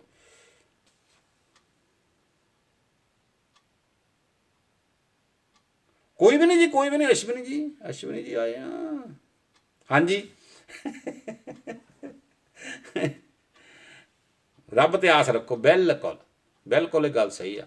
ਤੇ ਜਿਹੜਾ ਜੀ ਇਹ ਮਸਲਾ ਆ ਵੀ ਅਸੀਂ ਕੋਸ਼ਿਸ਼ ਕਰੀਏ, ਜੇ ਕਿਸੇ ਦਾ ਕਰ ਸਕਦੇ ਬਹੁਤ ਵਧੀਆ, ਪਰ ਆਸ ਰੱਖ ਕੇ ਨਾ ਕਰੋ ਵੀ ਇਹ ਸਾਡੇ ਲਈ ਦੁਬਾਰਾ ਹੋਵੇ ਜਾਂ ਸਾਡੇ ਲਈ ਉਹ ਕਰੇ, ਇਹ ਆਸ ਰੱਖ ਕੇ ਨਾ ਛੱਡੋ। ਜਦੋਂ ਅਸੀਂ ਗੁਰਦੁਆਰੇ ਮੱਥਾ ਟੇਕਦੇ ਹਾਂ ਨਾ, ਉੱਥੇ ਵੀ 35 ਪਹਿਲਾਂ ਅਰਦਾਸਾਂ ਕਰਦੇ ਹਾਂ ਤਾਂ 5 ਰੁਪਏ ਦਾ ਮੱਥਾ ਟੇਕਦੇ ਹਾਂ, ਤੇ ਉਹ ਪੂਰੀ ਹੋਣੀ ਨਹੀਂ ਹੋਣੀ ਇਹਦੇ ਬਾਰੇ ਸਾਨੂੰ ਪਤਾ ਨਹੀਂ ਹੁੰਦਾ। ਇਸ ਕਰਕੇ ਜਦੋਂ ਆਪਾਂ ਕਿਸੇ ਗਰੀਬ ਦਾ, ਕਿਸੇ ਭੈਣ ਭਾਈ ਦਾ ਸਾਥ ਦਿੰਦੇ ਹਾਂ, ਤੇ ਇਹ ਸੋਚ ਕੇ ਨਾ ਰੱਖਿਆ ਕਰੋ ਵੀ ਸਾਨੂੰ ਇਹਦੇ ਵੱਟੇ ਆ ਮਿਲੇ, ਇਹ ਗੱਲ ਸਾਨੂੰ ਸੋਚਣ ਦੀ ਲੋੜ ਨਹੀਂ। ਇਹ ਤੁਸੀਂ ਆਪਣੇ ਤਰੀਕੇ ਨਾਲ ਅਗਲੇ ਨਾਲ ਜਿੰਨਾ ਤੁਸੀਂ ਕਰ ਸਕਦੇ ਕੋਸ਼ਿਸ਼ ਕਰੋ। ਜਦੋਂ ਪਤਾ ਕੀ ਗੱਲ ਆ, ਬਹੁਤ ਕਿਸਮਤ ਵਾਲੇ ਹੁੰਦੇ ਜਿਨ੍ਹਾਂ ਨੂੰ ਰੱਬ ਐਦਾਂ ਕਰਨ ਲਾਉਂਦਾ, ਨਹੀਂ ਤਾਂ ਇੱਦਾਂ ਵਾਲੇ ਬਹੁਤ ਆ ਜੀ। ਜੇ ਪ੍ਰਮਾਤਮਾ ਨੇ ਤੁਹਾਨੂੰ ਇੱਦਾਂ ਕਰਨ ਵਾਲੇ ਦਿੱਤਾ ਨਾ, ਕਿਸੇ ਦੀ ਧੀ ਭੈਣ ਦੀ ਕਿਤੇ ਵਿਆਹ ਕਰ ਦਿਓ, ਕਿਸੇ ਦਾ, ਕਿਸੇ ਦੇ ਤੁਸੀਂ ਬੱਚੇ ਦੀ ਪੜ੍ਹਾਈ ਦਾ ਥੋੜ੍ਹਾ ਬਹੁਤਾ ਖਰਚਾ ਕਰ ਦਿਓ, ਕੋਈ ਪ੍ਰੋਬਲਮ ਨਹੀਂ ਹੈਗੀ, ਕੁਛ ਨਹੀਂ ਫਰਕ ਪੈਂਦਾ ਤੁਹਾਨੂੰ, ਜੇ ਪ੍ਰਮਾਤਮਾ ਨੇ ਇੱਦਾਂ ਕਰਨ ਵਾਲੇ ਬਣਾਇਆ। ਜੇ ਨਹੀਂ ਬਣਾਇਆ ਫਿਰ ਇੱਦਾਂ ਤਾਂ ਹੈਗਾ ਹੀ ਆ, ਇੱਦਾਂ ਪਰ ਅਸੀਂ ਰੱਬ ਅੱਗੇ ਕਰੀਏ ਤਾਂ ਬਹੁਤ ਵਧੀਆ ਗੱਲ ਆ। ਅਤੇ ਮੈਨੂੰ ਨਹੀਂ ਲੱਗਦਾ ਵੀ ਇਹਦੇ ਵਿੱਚ ਕੋਈ ਮਾੜੀ ਗੱਲ ਆ, ਜੇ ਕਿਸੇ ਜਗ੍ਹਾ 'ਤੇ ਤੁਸੀਂ ਕੋਈ ਵਧੀਆ ਕੰਮ ਇੱਦਾਂ ਦਾ ਕਰ ਸਕਦੇ ਆ। ਅਤੇ ਪਰ ਇਹ ਦਿਮਾਗ 'ਚ ਨਾ ਰੱਖੋ ਵੀ ਅਸੀਂ ਜਦੋਂ ਉੱਥੇ ਪੈਸੇ ਦੇਣ ਜਾਈਏ ਤਾਂ ਉਹ ਸਾਡੇ ਹਾਰ ਪਾਉਣ, ਅਤੇ ਜਾਂ ਸਾਨੂੰ ਪਿੰਡ ਸਾਰਾ ਇਕੱਠਾ ਹੋ ਕੇ ਆਵੇ ਜੀ ਇਸ ਬੰਦੇ ਨੇ 20,000 ਰੁਪਈਆ ਫਲਾਣੇ ਦੀ ਕੁੜੀ ਵਿਆਹੁਣ 'ਤੇ ਲਾ ਦਿੱਤਾ ਜਾਂ ਬੱਚੇ ਪੜ੍ਹਾਉਣ 'ਤੇ, ਤਾਂ ਪਿੰਡ ਸਾਰੇ ਦੀ ਪੰਚਾਇਤ ਤੁਹਾਡੇ ਹਾਰ ਪਾਉਣਾ ਹੋਵੇ ਨਾ। ਇੱਦਾਂ ਦੀ ਆਸ ਰੱਖ ਕੇ ਨਹੀਂ ਆਪਾਂ ਕੁਛ ਵੀ ਕਰਨਾ। ਬਾਕੀ ਜੋ ਆ ਰਛਪਾਲ ਭਾਜੀ ਕਹਿੰਦੇ ਆ, ਜਾਓ ਮੌਜਾਂ ਕਰੋ ਅਤੇ ਐਸ਼ ਮਾਣੋ, ਕੋਈ ਚੱਕਰ ਨਹੀਂ, ਠੀਕ ਹੈ ਨਾ ਭਾਜੀ, ਇੱਦਾਂ ਹੀ ਹੈ ਨਾ। ਬਸ ਆਹ ਮੇਰੀ ਗੱਲ ਹੈ ਜਿਹੜੀ ਤੁਸੀਂ ਮੰਜੂ ਜੀ ਗੱਲ ਕੀਤੀ, ਮੈਂ ਇਸ ਗੱਲ ਨਾਲ 100% ਸਹਿਮਤ ਹਾਂ ਵੀ ਪਰਮਾਤਮਾ ਸਾਨੂੰ ਇੱਦਾਂ ਵਾਲੇ ਰੱਖੇ, ਇੱਦਾਂ ਵਾਲੇ ਨਾ ਬਣਾਵੇ। ਔਰ ਜਦੋਂ ਅਸੀਂ ਇੱਦਾਂ ਵਾਲੇ ਆ ਅਤੇ ਕੁਦਰਤੀ ਆ ਸਾਡੇ ਅੰਦਰ ਇਹ ਕਿਤੇ ਨਾ ਕਿਤੇ ਆਏ ਜਾਂਦਾ ਵੀ ਚਲੋ ਆਹ ਬੰਦਾ ਭੁੱਖਾ, ਆਹ ਬੰਦੇ ਦੀ ਕਿਸੇ ਤਰ੍ਹਾਂ ਦੀ ਮਦਦ ਕਰ ਜਾਂਦੀ ਹੈ। ਜਦੋਂ ਸਾਡੀ ਜੇਬ 'ਚ ਆਪਣੇ ਨਹੀਂ ਹੋਊਗਾ ਜੀ ਤਾਂ ਅਸੀਂ ਕਿਸੇ ਦਾ ਕੀ ਕਰਾਂਗੇ, ਹੈ ਨਾ। ਉਸ ਵੇਲੇ ਤਾਂ ਅਸੀਂ ਇੱਦਾਂ ਵਾਲੇ ਹਾਂ। ਅਤੇ ਪਰਮਾਤਮਾ ਮੇਰੇ ਹਿਸਾਬ ਨਾਲ ਵੀ ਇੱਥੇ ਕਿਸੇ ਨੂੰ ਇੱਦਾਂ ਦੀ ਗੱਲ ਨਹੀਂ ਹੈਗੀ, ਜਿੰਨੇ ਵੀ ਬਾਹਰ ਆਪਾਂ ਬੈਠੇ ਹਾਂ ਕੋਈ ਨਾ ਕੋਈ ਥੋੜ੍ਹਾ ਬਹੁਤਾ ਘੁੰਮ ਫਿਰਾ ਕੇ ਸਹੀ ਇੱਧਰ ਦੀ ਕਰਕੇ ਕਿਤੇ ਨਾ ਕਿਤੇ ਜ਼ਰੂਰ ਲਾਉਂਦਾ ਆ, ਇੱਦਾਂ ਦੀ ਗੱਲ ਨਹੀਂ ਹੈਗੀ। ਪਰ ਇਹ ਆਸ ਰੱਖ ਕੇ ਨਾ ਤੁਸੀਂ ਕਿਸੇ ਦਾ ਕਰੋ ਜੀ ਵੀ ਮੁੰਡੇ ਨੂੰ, ਜੇ ਅਸੀਂ ਇੱਥੇ ਮਾਤੜ ਮੁੰਡਾ ਹੈ, ਇਹ ਪੜ੍ਹ ਲਿਖ ਕੇ ਥਾਣੇਦਾਰ ਲੱਗ ਜੂ ਤਾਂ ਸਾਡੇ ਕਹਿਣ 'ਤੇ ਲੋਕਾਂ ਨੂੰ ਕੁੱਟੀ ਜਾਊ, ਇਹ ਗਲਤ ਸਾਡੀ ਧਾਰਨੀ ਆ, ਇਹ ਸਾਡੀ ਸੋਚ ਬਿਲਕੁਲ ਗਲਤ ਆ। ਸਾਡਾ ਕੰਮ ਸੀ ਉਹਨੂੰ ਉਸ ਪੋਜੀਸ਼ਨ ਤੱਕ ਪਹੁੰਚਾਉਣਾ, ਪਰ ਇਹ ਨਹੀਂ ਸਾਡੀ ਪੋਜੀਸ਼ਨ ਵੀ ਜਿੱਦਣ ਇਹ ਪੜ੍ਹ ਲਿਖ ਗਿਆ ਅਤੇ ਪਟਵਾਰੀ ਲੱਗ ਜਾਣਾ ਅਤੇ ਸਾਰੇ ਮੁਹੱਲੇ ਦੀਆਂ ਜਾਂ ਸਾਰੇ ਪਿੰਡ ਦੀਆਂ ਜ਼ਮੀਨਾਂ ਸਾਡੇ ਨਾਂ 'ਤੇ ਕਰ ਦਊਗਾ, ਫਿਰ ਅਸੀਂ ਗਲਤ ਹਾਂ। ਇਸ ਕਰਕੇ ਇੱਦਾਂ ਦੀ ਚੀਜ਼ ਲੈ ਕੇ ਨਹੀਂ ਆਪਾਂ ਚੱਲਣਾ। ਆਪਾਂ ਸਿਰਫ ਅਤੇ ਸਿਰਫ ਚੱਲਣਾ ਇਹ ਲੈ ਕੇ ਵੀ ਅਸੀਂ ਜੋ ਕਿਸੇ ਦਾ ਕਰਦੇ ਹਾਂ ਉਹ ਪਰਮਾਤਮਾ ਉਹਦਾ ਫਲ ਦੇਵੇ ਸਾਨੂੰ, ਬਸ ਦੂਸਰੇ ਤਰੀਕੇ ਨਾਲ ਕਿਸੇ ਤਰੀਕੇ ਨਾਲ ਵੀ ਦੇ ਦੇਵੇ, ਪਰ ਸਾਡੇ ਅੰਦਰ ਫਲ ਵੀ ਤਦੇ ਮਿਲਦਾ ਜੀ ਜੇ ਸਾਡੇ ਅੰਦਰ ਇਸ ਚੀਜ਼ ਨੂੰ ਲੈ ਕੇ ਸੱਚਾਈ ਆ, ਸਾਡੇ ਅੰਦਰ ਭਾਵਨਾ ਆ ਸੇਵਾ ਦੀ, ਫੇਰ ਫਲ ਮਿਲਦਾ। ਅਤੇ ਜੇ ਅਸੀਂ ਘਰ ਆ ਕੇ ਚੌੜੇ ਹੋ ਕੇ ਬੈੱਡ 'ਤੇ ਬਹਿ ਜਾਈਏ ਅਤੇ ਅੱਜ ਮੈਂ 50 ਬੰਦਿਆਂ ਦੀ ਸੇਵਾ ਕੀਤੀ ਆ ਤਾਂ ਮੈਂ ਅੱਜ ਗੁਰਦੁਆਰੇ ਭਾਂਡੇ ਮਾਂਜੇ, ਇੱਦਾਂ ਚੌੜੇ ਹੋ ਜਾਈਏ ਤਾਂ ਫਿਰ ਉਹ ਸੇਵਾ ਵੀ ਕਾਹਦੀ ਹੈ ਜੀ, ਫਿਰ ਤਾਂ ਅਸੀਂ ਹੰਕਾਰੀ ਹੋ ਗਏ, ਹੈ ਨਾ। ਅਤੇ ਇਸ ਕਰਕੇ ਕਿਰਪਾ ਕਰੇ ਪਰਮਾਤਮਾ ਆਪਾਂ ਸਾਰੇ ਜਣੇ ਜਿਹਦਾ ਵੀ ਕਿਸੇ ਦਾ ਕਰਦੇ ਹਾਂ। ਮੈਂ ਬਹੁਤ ਬਹੁਤ ਧੰਨਵਾਦ ਆ ਨਿੱਕੀ ਦਾ ਵੀ, ਮੰਜੂ ਜੀ ਦਾ ਵੀ, ਰੂਪੀ ਹੁਣਾਂ ਦਾ ਵੀ, ਪ੍ਰੀਤੋ ਜੀ ਦਾ ਵੀ, ਜਿਨ੍ਹਾਂ ਨੇ ਰਛਪਾਲ ਭਾਜੀ ਸਾਡੇ ਨਾਲ ਗਏ ਆ, ਜਸਪ੍ਰੀਤ ਗਈ ਆ, ਫਿਰ ਸਾਡੇ ਨਾਲ ਉੱਥੋਂ ਗੁਰਪਾਲ ਜੀ ਨੇ ਮੇਰਾ ਖਿਆਲ ਕੋਈ ਦਿਨ ਨਹੀਂ ਛੱਡਿਆ ਜਿਨ੍ਹਾਂ ਸਾਡੇ ਨਾਲ ਨਹੀਂ ਚੱਲੇ, ਇੰਨੀ ਸਾਡੇ ਨਾਲ ਉਹਨਾਂ ਨੇ ਕੀਤੀ ਹੈ। ਇੱਕ ਲੂਵਨ ਤੋਂ ਫੈਮਿਲੀ ਆ ਉਹ ਸਾਡੇ ਨਾਲ ਗਏ ਆ, ਹੈ ਨਾ। ਸਾਰਿਆਂ ਨੇ ਬਹੁਤ ਬਹੁਤ ਸਾਡਾ ਸਹਿਯੋਗ ਦਿੱਤਾ। ਜਿੱਥੇ ਤੱਕ ਅਸੀਂ ਕੋਸ਼ਿਸ਼ ਕੀਤੀ, ਜਿੰਨਾ ਵੀ ਕਰ ਸਕਦੇ ਸੀ ਅਸੀਂ ਆਪਣੇ ਤਰੀਕੇ ਨਾਲ ਕੀਤਾ ਜੀ। ਤੇ ਇਕੱਲਾ ਇਹੀ ਨਹੀਂ, ਸਾਡੇ ਤੋਂ ਇਲਾਵਾ ਹੋਰ ਵੀ ਬਹੁਤ ਗਏ ਆ ਲੋਕ ਜਿਹੜੇ ਜਿਨ੍ਹਾਂ ਨੇ ਉੱਥੇ ਜਾ ਕੇ ਪੰਜਾਬੀ ਭਾਈਚਾਰੇ ਦੇ ਲੋਕਾਂ ਨੇ ਉੱਥੇ ਸੇਵਾ ਕੀਤੀ ਆ, ਕਿਸੇ ਤਰੀਕੇ ਨਾਲ ਵੀ ਕੀਤੀ। ਇੱਕ ਦਿਨ ਅਸੀਂ ਗਏ ਸੀ ਪਾਕਿਸਤਾਨੀ ਇੱਕ ਫੈਮਲੀਆਂ ਪਰਿਵਾਰ ਪਾਕਿਸਤਾਨੀ ਭਾਈ ਸਾਡੇ ਸੀਗੇ, ਤੇ ਉਹ ਵੀ ਉੱਥੇ ਲੱਗੇ ਹੋ ਸੀ ਲੋਕਾਂ ਦੀ ਸੇਵਾ ਕਰਨ। ਤੇ ਪ੍ਰਮਾਤਮਾ ਕਰੇ ਇਦਾਂ ਦੇ ਪਹਿਲਾਂ ਤਾਂ ਮਾਹੌਲ ਨਾ ਬਣੇ, ਤੇ ਜੇ ਬਣਦਾ ਤੇ ਪ੍ਰਮਾਤਮਾ ਸਾਰਿਆਂ ਨੂੰ ਮੈਂ ਬੇਨਤੀ ਕਰਦਾ, ਪ੍ਰਮਾਤਮਾ ਅੱਗੇ ਵੀ ਅਰਦਾਸ ਕਰਦਾ ਵੀ ਸੱਚੇ ਪਾਤਸ਼ਾਹ ਸਾਨੂੰ ਇੰਨਾ ਕੁ ਬਲ ਬਖਸ਼, ਅਸੀਂ ਕੁਛ ਨਾ ਕੁਛ ਕਿਸੇ ਦੇ ਲਈ ਕਰ ਸਕੀਏ। ਠੀਕ ਆ ਜੀ। ਤੇ ਅੱਜ ਆਪਾਂ ਇੱਥੇ ਤੱਕ ਹੀ ਰਹਿਣਾ, ਕਿਉਂਕਿ ਸਾਡੀ ਪੜ੍ਹਾਈ ਵਾਲਾ ਤਾਂ ਜਿਹੜਾ ਕੰਮ ਹੈ ਉਹ ਨਹੀਂ ਬਹੁਤਾ ਹੁੰਦਾ, ਗੱਲਾਂ ਬਾਤਾਂ 'ਚ ਟਾਈਮ ਲੰਘ ਜਾਂਦਾ। ਤੇ ਅਗਲੇ ਹਫਤੇ ਤੋਂ ਆਪਾਂ ਟਰਾਈ ਕਰਾਂਗੇ ਵੀ ਥੋੜ੍ਹਾ ਬਹੁਤਾ ਕੁਛ ਪੁਰਾਣੀਆਂ ਗੱਲਾਂ ਬਾਰੇ, ਯਾਦਾਂ ਬਾਰੇ ਗੱਲ ਕਰੀਏ, ਤੇ ਬਾਬਾ ਮਿਹਰ ਕਰੂਗਾ। ਤੇ ਕਿਉਂਕਿ ਕੁਛ ਹੈਗੇ ਆ ਜਿਨ੍ਹਾਂ ਨੇ ਪੜ੍ਹਨਾ। ਤੇ ਮੇਰੇ ਵੱਲੋਂ ਸਾਰਿਆਂ ਨੂੰ ਬਹੁਤ ਬਹੁਤ ਪਿਆਰ ਭਰੀ ਸਤਿ ਸ੍ਰੀ ਅਕਾਲ। ਖਾਸ ਕਰਕੇ ਕਮਲ ਭਾਜੀ ਜਰਮਨ ਤੋਂ ਆਏ ਸਾਡੇ ਵਿੱਚ, ਬੱਬਾ ਭਾਜੀ ਜਰਮਨ ਤੋਂ ਆਏ, ਦੇਖੋ ਬਾਹਰੋਂ ਵੀ ਸਾਨੂੰ ਦੇਖਦੇ ਆ ਜੀ। ਤੇ ਤੁਸੀਂ ਵੀ ਸਾਰੇ ਜਣੇ ਦਸਵੰਧ ਕੱਢਦੇ ਰਹੋ ਰਿਸ਼ਪਾਲ ਭਾਜੀ, ਇਹ ਬਿਲਕੁਲ ਮੈਂ ਕਹੂੰਗਾ ਜੀ। ਔਰ ਉਹਦਾ ਚੰਗੇ ਥਾਂ 'ਤੇ ਵਰਤੋਂ ਕਰੋ। ਬਹੁਤ ਸਾਡੇ ਪੰਜਾਬ ਦੇ ਵਿੱਚ ਧੀਆਂ ਭੈਣਾਂ ਜਿਹੜੀਆਂ ਉਹਨਾਂ ਦੇ ਉੱਤੇ ਲੋੜ ਆ ਸਾਨੂੰ ਪੈਸਿਆਂ ਦੀ, ਇਸ ਕਰਕੇ ਕੋਸ਼ਿਸ਼ ਕਰੋ ਸਾਰੇ ਜਣੇ, ਜੇ ਕਿਸੇ ਦਾ ਘਰ ਆਪਾਂ ਵਸਾ ਦਈਏ ਤੇ ਇਹਦੇ ਨਾਲੋਂ ਵੱਡਾ ਮੈਨੂੰ ਨਹੀਂ ਲੱਗਦਾ ਕੋਈ ਪੁੰਨ ਹੋਵੇ। ਤੇ ਪਰ ਇੱਕ ਗੱਲ ਦਾ ਹੋਰ ਮੈਂ ਜ਼ਰੂਰੀ ਬੇਨਤੀ ਹੱਥ ਛੱਡ ਕੇ ਬੇਨਤੀ ਕਰਨ ਲੱਗਾ ਵੀ ਬਹੁਤ ਉੱਥੇ ਲਟੇਰੇ ਲੋਕ, ਮੇਰੇ ਨਾਲ ਇੱਕ ਦੋ ਵਾਰੀ ਇਹ ਘਟਨਾ ਵਾਪਰੀਆਂ ਜੀ। ਮੈਂ ਹੁਣ ਇੱਥੇ ਦੱਸਣਾ ਨਹੀਂ ਚਾਹੁੰਦਾ। ਮੈਨੂੰ ਇੱਕ ਜਨਾਨੀ ਦਾ ਫੋਨ ਆਇਆ ਵੀ ਮੈਂ ਜੀ ਬਹੁਤ ਦੁਖੀ ਹਾਂ, ਜੇ ਆ ਵੋ ਆ। ਤੇ ਜਦੋਂ ਮੈਂ ਉਹਨਾਂ ਨੂੰ ਕਿਹਾ ਮੈਨੂੰ ਐਡਰੈਸ ਦਿਓ, ਤਾਂ ਉਹਨੇ ਮੈਨੂੰ ਕਿਸੇ ਹੋਰ ਘਰ ਦਾ ਐਡਰੈਸ ਦੇ ਦਿੱਤਾ। ਤੇ ਮੇਰਾ ਇਹ ਅਸੂਲ ਹੈ, ਜਦੋਂ ਮੈਂ ਕਿਤੇ ਜਾ ਕੇ ਕਿਸੇ ਦੀ ਮਦਦ ਕਰਨੀ ਹੋਵੇ ਪਹਿਲਾਂ ਮੈਂ ਜਾ ਕੇ ਦੇਖਦਾ ਹੁੰਦਾ ਵੀ ਕਿੰਨਾ ਕੁ ਫਰੋਡ ਆ ਤੇ ਕਿੰਨਾ ਕੁ ਨਹੀਂ। ਤੇ ਮੈਂ ਉਹ ਕੁਦਰਤੀ ਉਸ ਘਰ 'ਤੇ ਚਲੇ ਗਿਆ। ਉਹਨੂੰ ਨਹੀਂ ਸੀ ਉਮੀਦ ਪਈ ਆਊਗਾ, ਤੇ ਉਹ ਮੈਂ ਜਿੱਦਾਂ ਉਹਨੂੰ ਇੱਦਾਂ ਲੱਗਾ ਵੀ ਮੈਨੂੰ ਡਰਾਉਂਦਾ, ਕਿਉਂਕਿ ਜਿਹੜਾ ਚੋਰ ਬੰਦਾ ਉਹ ਡਰਦਾ ਨਹੀਂ ਛੇਤੀ। ਤੇ ਉਹਨੂੰ ਲੱਗਾ ਵੀ ਮੈਨੂੰ ਡਰਾਉਂਦਾ ਆ। ਤੇ ਮੈਂ ਉੱਥੇ ਜਦੋਂ ਗਿਆ ਤੇ ਉੱਥੇ ਇੱਕ ਬਜ਼ੁਰਗ ਮਾਤਾ ਖੁੰਡੀ ਲੈ ਕੇ ਬੈਠੀ, ਮੈਂ ਬਜ਼ੁਰਗ ਸੀ, ਸਿਆਣੀ ਸੀ, ਬਹੁਤ ਮਾਤੜ ਸਾਥੀ ਸੀ। ਤੇ ਉਹ ਮੈਂ ਉਹਦੇ ਜਾ ਕੇ ਪੈਰੀਂ ਹੱਥ ਲਾਇਆ, ਤਾਂ ਮੈਂ ਗੋਡਿਆਂ ਭਾਰ ਹੋ ਕੇ ਉਹਦੇ ਕੋਲ ਬਹਿ ਗਿਆ, ਮੰਜੇ ਤੇ ਬੈਠੀ ਸੀ। ਤੇ ਮੈਨੂੰ ਕਹਿੰਦੀ ਪੁੱਤ ਸਿਆਣਿਆ ਨਹੀਂ, ਹੁਣ ਤੁਸੀਂ ਭਾਸ਼ਾ ਤੋਂ ਆਈਡੀਆ ਲਾਓ ਕਿੱਥੇ ਦੀ ਭਾਸ਼ਾ ਹੋਊਗੀ। ਤੇ ਪੁੱਤ ਕਹਿੰਦੀ ਸਿਆਣਿਆ ਨਹੀਂ। ਮੈਂ ਕਿਹਾ ਮਾਤਾ ਮੈਂ ਬਾਹਰੋਂ ਆਇਆ। ਕਹਿੰਦੀ ਕਿਹਦਾ ਕਾਕਾ ਤੂੰ? ਮੈਂ ਕਿਹਾ ਤੂੰ ਮੈਨੂੰ ਨਹੀਂ ਜਾਣਦੀ। ਤੇ ਮੈਂ ਫਲਾਨੀ ਲੇਡੀਜ਼ ਦਾ ਨਾਮ ਲਿਆ ਜਿਹੜਾ ਸੀ, ਮੈਂ ਇੱਥੇ ਨਹੀਂ ਦੱਸਣਾ। ਮੈਂ ਕਿਹਾ ਮੈਂ ਉਹਨੂੰ ਮਿਲਣ ਆਇਆ। ਕਹਿੰਦੀ ਉਹ ਤਾਂ ਕੋਈ ਨਹੀਂ ਇੱਥੇ ਰਹਿੰਦੀ। ਤੇ ਮੈਂ ਕਿਹਾ ਮਾਤਾ ਉਹਨੇ ਤਾਂ ਮੈਨੂੰ ਐਡਰੈਸ ਦਿੱਤਾ। ਤੇ ਕਹਿੰਦੀ ਨਹੀਂ ਨਹੀਂ ਇੱਥੇ ਤਾਂ ਮੈਂ ਇਕੱਲੀ ਰਹਿੰਦੀ ਆ। ਬਜ਼ੁਰਗ ਉਹ ਮਤਲਬ ਮੈਂ ਹੁਣ ਤੁਹਾਨੂੰ ਦੱਸਣ ਲੱਗਾ ਵੀ ਮੈਂ ਉਹ ਮਾਤਾ ਨੂੰ ਦੇ ਦਿੱਤੇ, ਜਿਹਨੇ ਮੈਨੂੰ ਫੋਨ ਕੀਤਾ ਸੀ ਉਹਨੂੰ ਮੈਂ ਉੱਥੇ ਉਹਦੇ ਘਰ ਮੂਹਰੋਂ ਖੜ੍ਹ ਕੇ ਫੋਨ ਕੀਤਾ ਵੀ ਮੈਂ ਜੀ ਇੰਨੀ ਤਰੀਕ ਨੂੰ ਕੀਤਾ, ਮੈਂ ਬੈਲਜੀਅਮ ਵਾਲੇ ਨੰਬਰ ਤੋਂ, ਟਿਕਟੋਕ ਤੋਂ, ਸੌਰੀ ਵਟਸਐਪ ਤੋਂ, ਵੀ ਮੈਂ ਇੰਨੀ ਤਰੀਕ ਨੂੰ ਇੰਡੀਆ ਆ ਰਿਹਾ ਤੇ ਤੁਸੀਂ ਮੈਨੂੰ ਮਿਲੋਗੇ, ਮੈਂ ਤੁਹਾਡੀ ਮਦਦ ਕਰਨੀ ਚਾਹੁੰਦਾ। ਤੇ ਉਹ ਮੈਂ ਕਿਹਾ ਕਿੱਥੇ ਆ ਤੁਸੀਂ ਹੁਣ? ਕਹਿੰਦੀ ਮੈਂ ਘਰੇ ਹੀ ਆ ਭਾਜੀ, ਘਰ ਆ, ਮੈਂ ਆਪਣੇ ਘਰ ਆ। ਤੇ ਮੈਂ ਨਹੀਂ ਕਿਹਾ ਵੀ ਵਟਸਐਪ ਲਾਉਣਾ ਮੈਂ ਕਿਹਾ ਚਲੋ ਕੋਈ ਨਹੀਂ ਆਇਓ। ਤੇ ਉਹ ਜੀ ਮੈਂ ਜਿੱਦਣ ਮੈਂ ਬਹਾਨਾ ਜਿਹਾ ਮਾਰਿਆ ਤੇ ਮੈਂ ਉਹਨੂੰ ਕਿਹਾ, ਤੇ ਉਹ ਮੈਨੂੰ ਕਹਿੰਦੀ ਵੀ ਠੀਕ ਹੈ ਮੈਂ ਆ ਜਾਊਂਗੀ। ਪਰ ਮੈਨੂੰ ਮਾਤਾ ਨੇ ਜਦੋਂ ਗੱਲਾਂ ਦੱਸੀਆਂ ਫਿਰ ਮੈਨੂੰ ਪਤਾ ਲੱਗਾ। ਫਿਰ ਮੈਂ ਉਹ ਲੇਡੀਜ਼ ਨੂੰ ਫੋਨ ਕੀਤਾ, ਮੈਂ ਕਿਹਾ ਤੂੰ ਕਿੱਥੇ ਆ? 2-3 ਦਿਨ ਬਾਅਦ ਮੈਂ ਫੇਰ ਗਿਆ, ਕਿਉਂਕਿ ਅਸੀਂ ਉੱਥੇ 3 ਦਿਨ ਰੁਕਣਾ ਸੀਗਾ। ਤੇ ਜਦੋਂ ਮੈਂ ਫੇਰ ਗਿਆ ਤੇ ਉਹ ਜਨਾਨੀ ਉੱਥੇ ਆਈ ਨਹੀਂ। ਮੈਨੂੰ ਹੋ ਗਿਆ, ਮੈਨੂੰ ਫਲਾਨਾ ਹੋ ਗਿਆ, ਧਮਕੜਾ ਹੋ ਗਿਆ।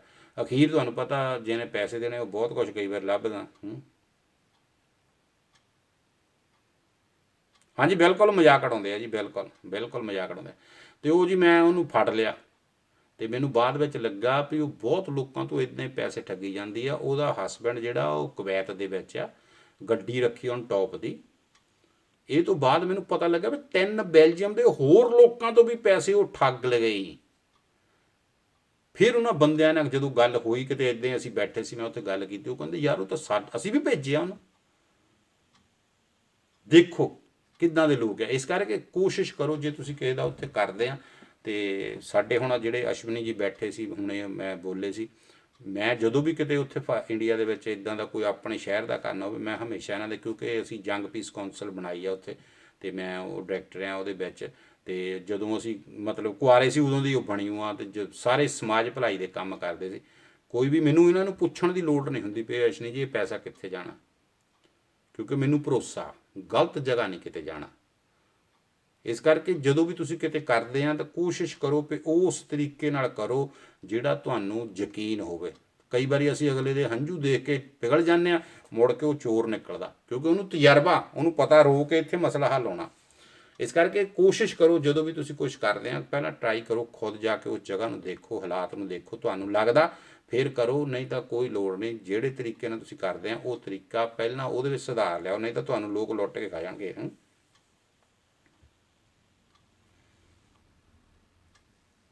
ਹੋ ਸਕਦਾ ਜੀ, ਹੋ ਸਕਦਾ, ਨਹੀਂ ਬੋਲ ਸਕਦਾ ਜੀ, ਪਰ ਮੈਂ ਤਾਂ ਜੀ, ਮੈਨੂੰ ਤੁਹਾਨੂੰ ਲੱਗਦਾ ਨਹੀਂ ਮੈਂ ਝੂਠ ਬੋਲਦਾ ਰਣਜੀਤ ਜੀ?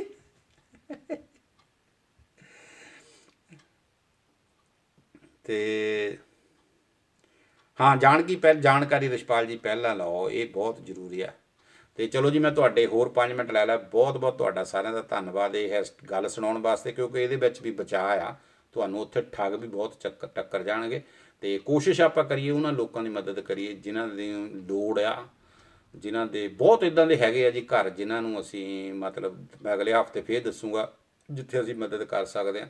ਤੇ ਆਪਾਂ ਸਾਰਿਆਂ ਅੱਗੇ ਮੇਰੀ ਹੱਥ ਜੋੜ ਕੇ ਬੇਨਤੀ ਆ, ਤੁਸੀਂ 1 ਘੰਟਾ ਮੇਰੇ ਵਾਸਤੇ ਕੱਢਿਆ, ਤੇ ਮੈਂ ਬਹੁਤ ਬਹੁਤ ਸਾਰਿਆਂ ਦਾ ਧੰਨਵਾਦ ਹੈ ਜੀ। ਮੇਰੇ ਵੱਲੋਂ ਸਾਰਿਆਂ ਨੂੰ ਪਿਆਰ ਭਰੀ ਸਤਿ ਸ੍ਰੀ ਅਕਾਲ। ਵਾਹਿਗੁਰੂ ਜੀ ਕਾ ਖਾਲਸਾ, ਵਾਹਿਗੁਰੂ ਜੀ ਕੀ ਫਤਿਹ। ਨਮਸਕਾਰ, ਸਲਾਮ, ਆਦਾਬ।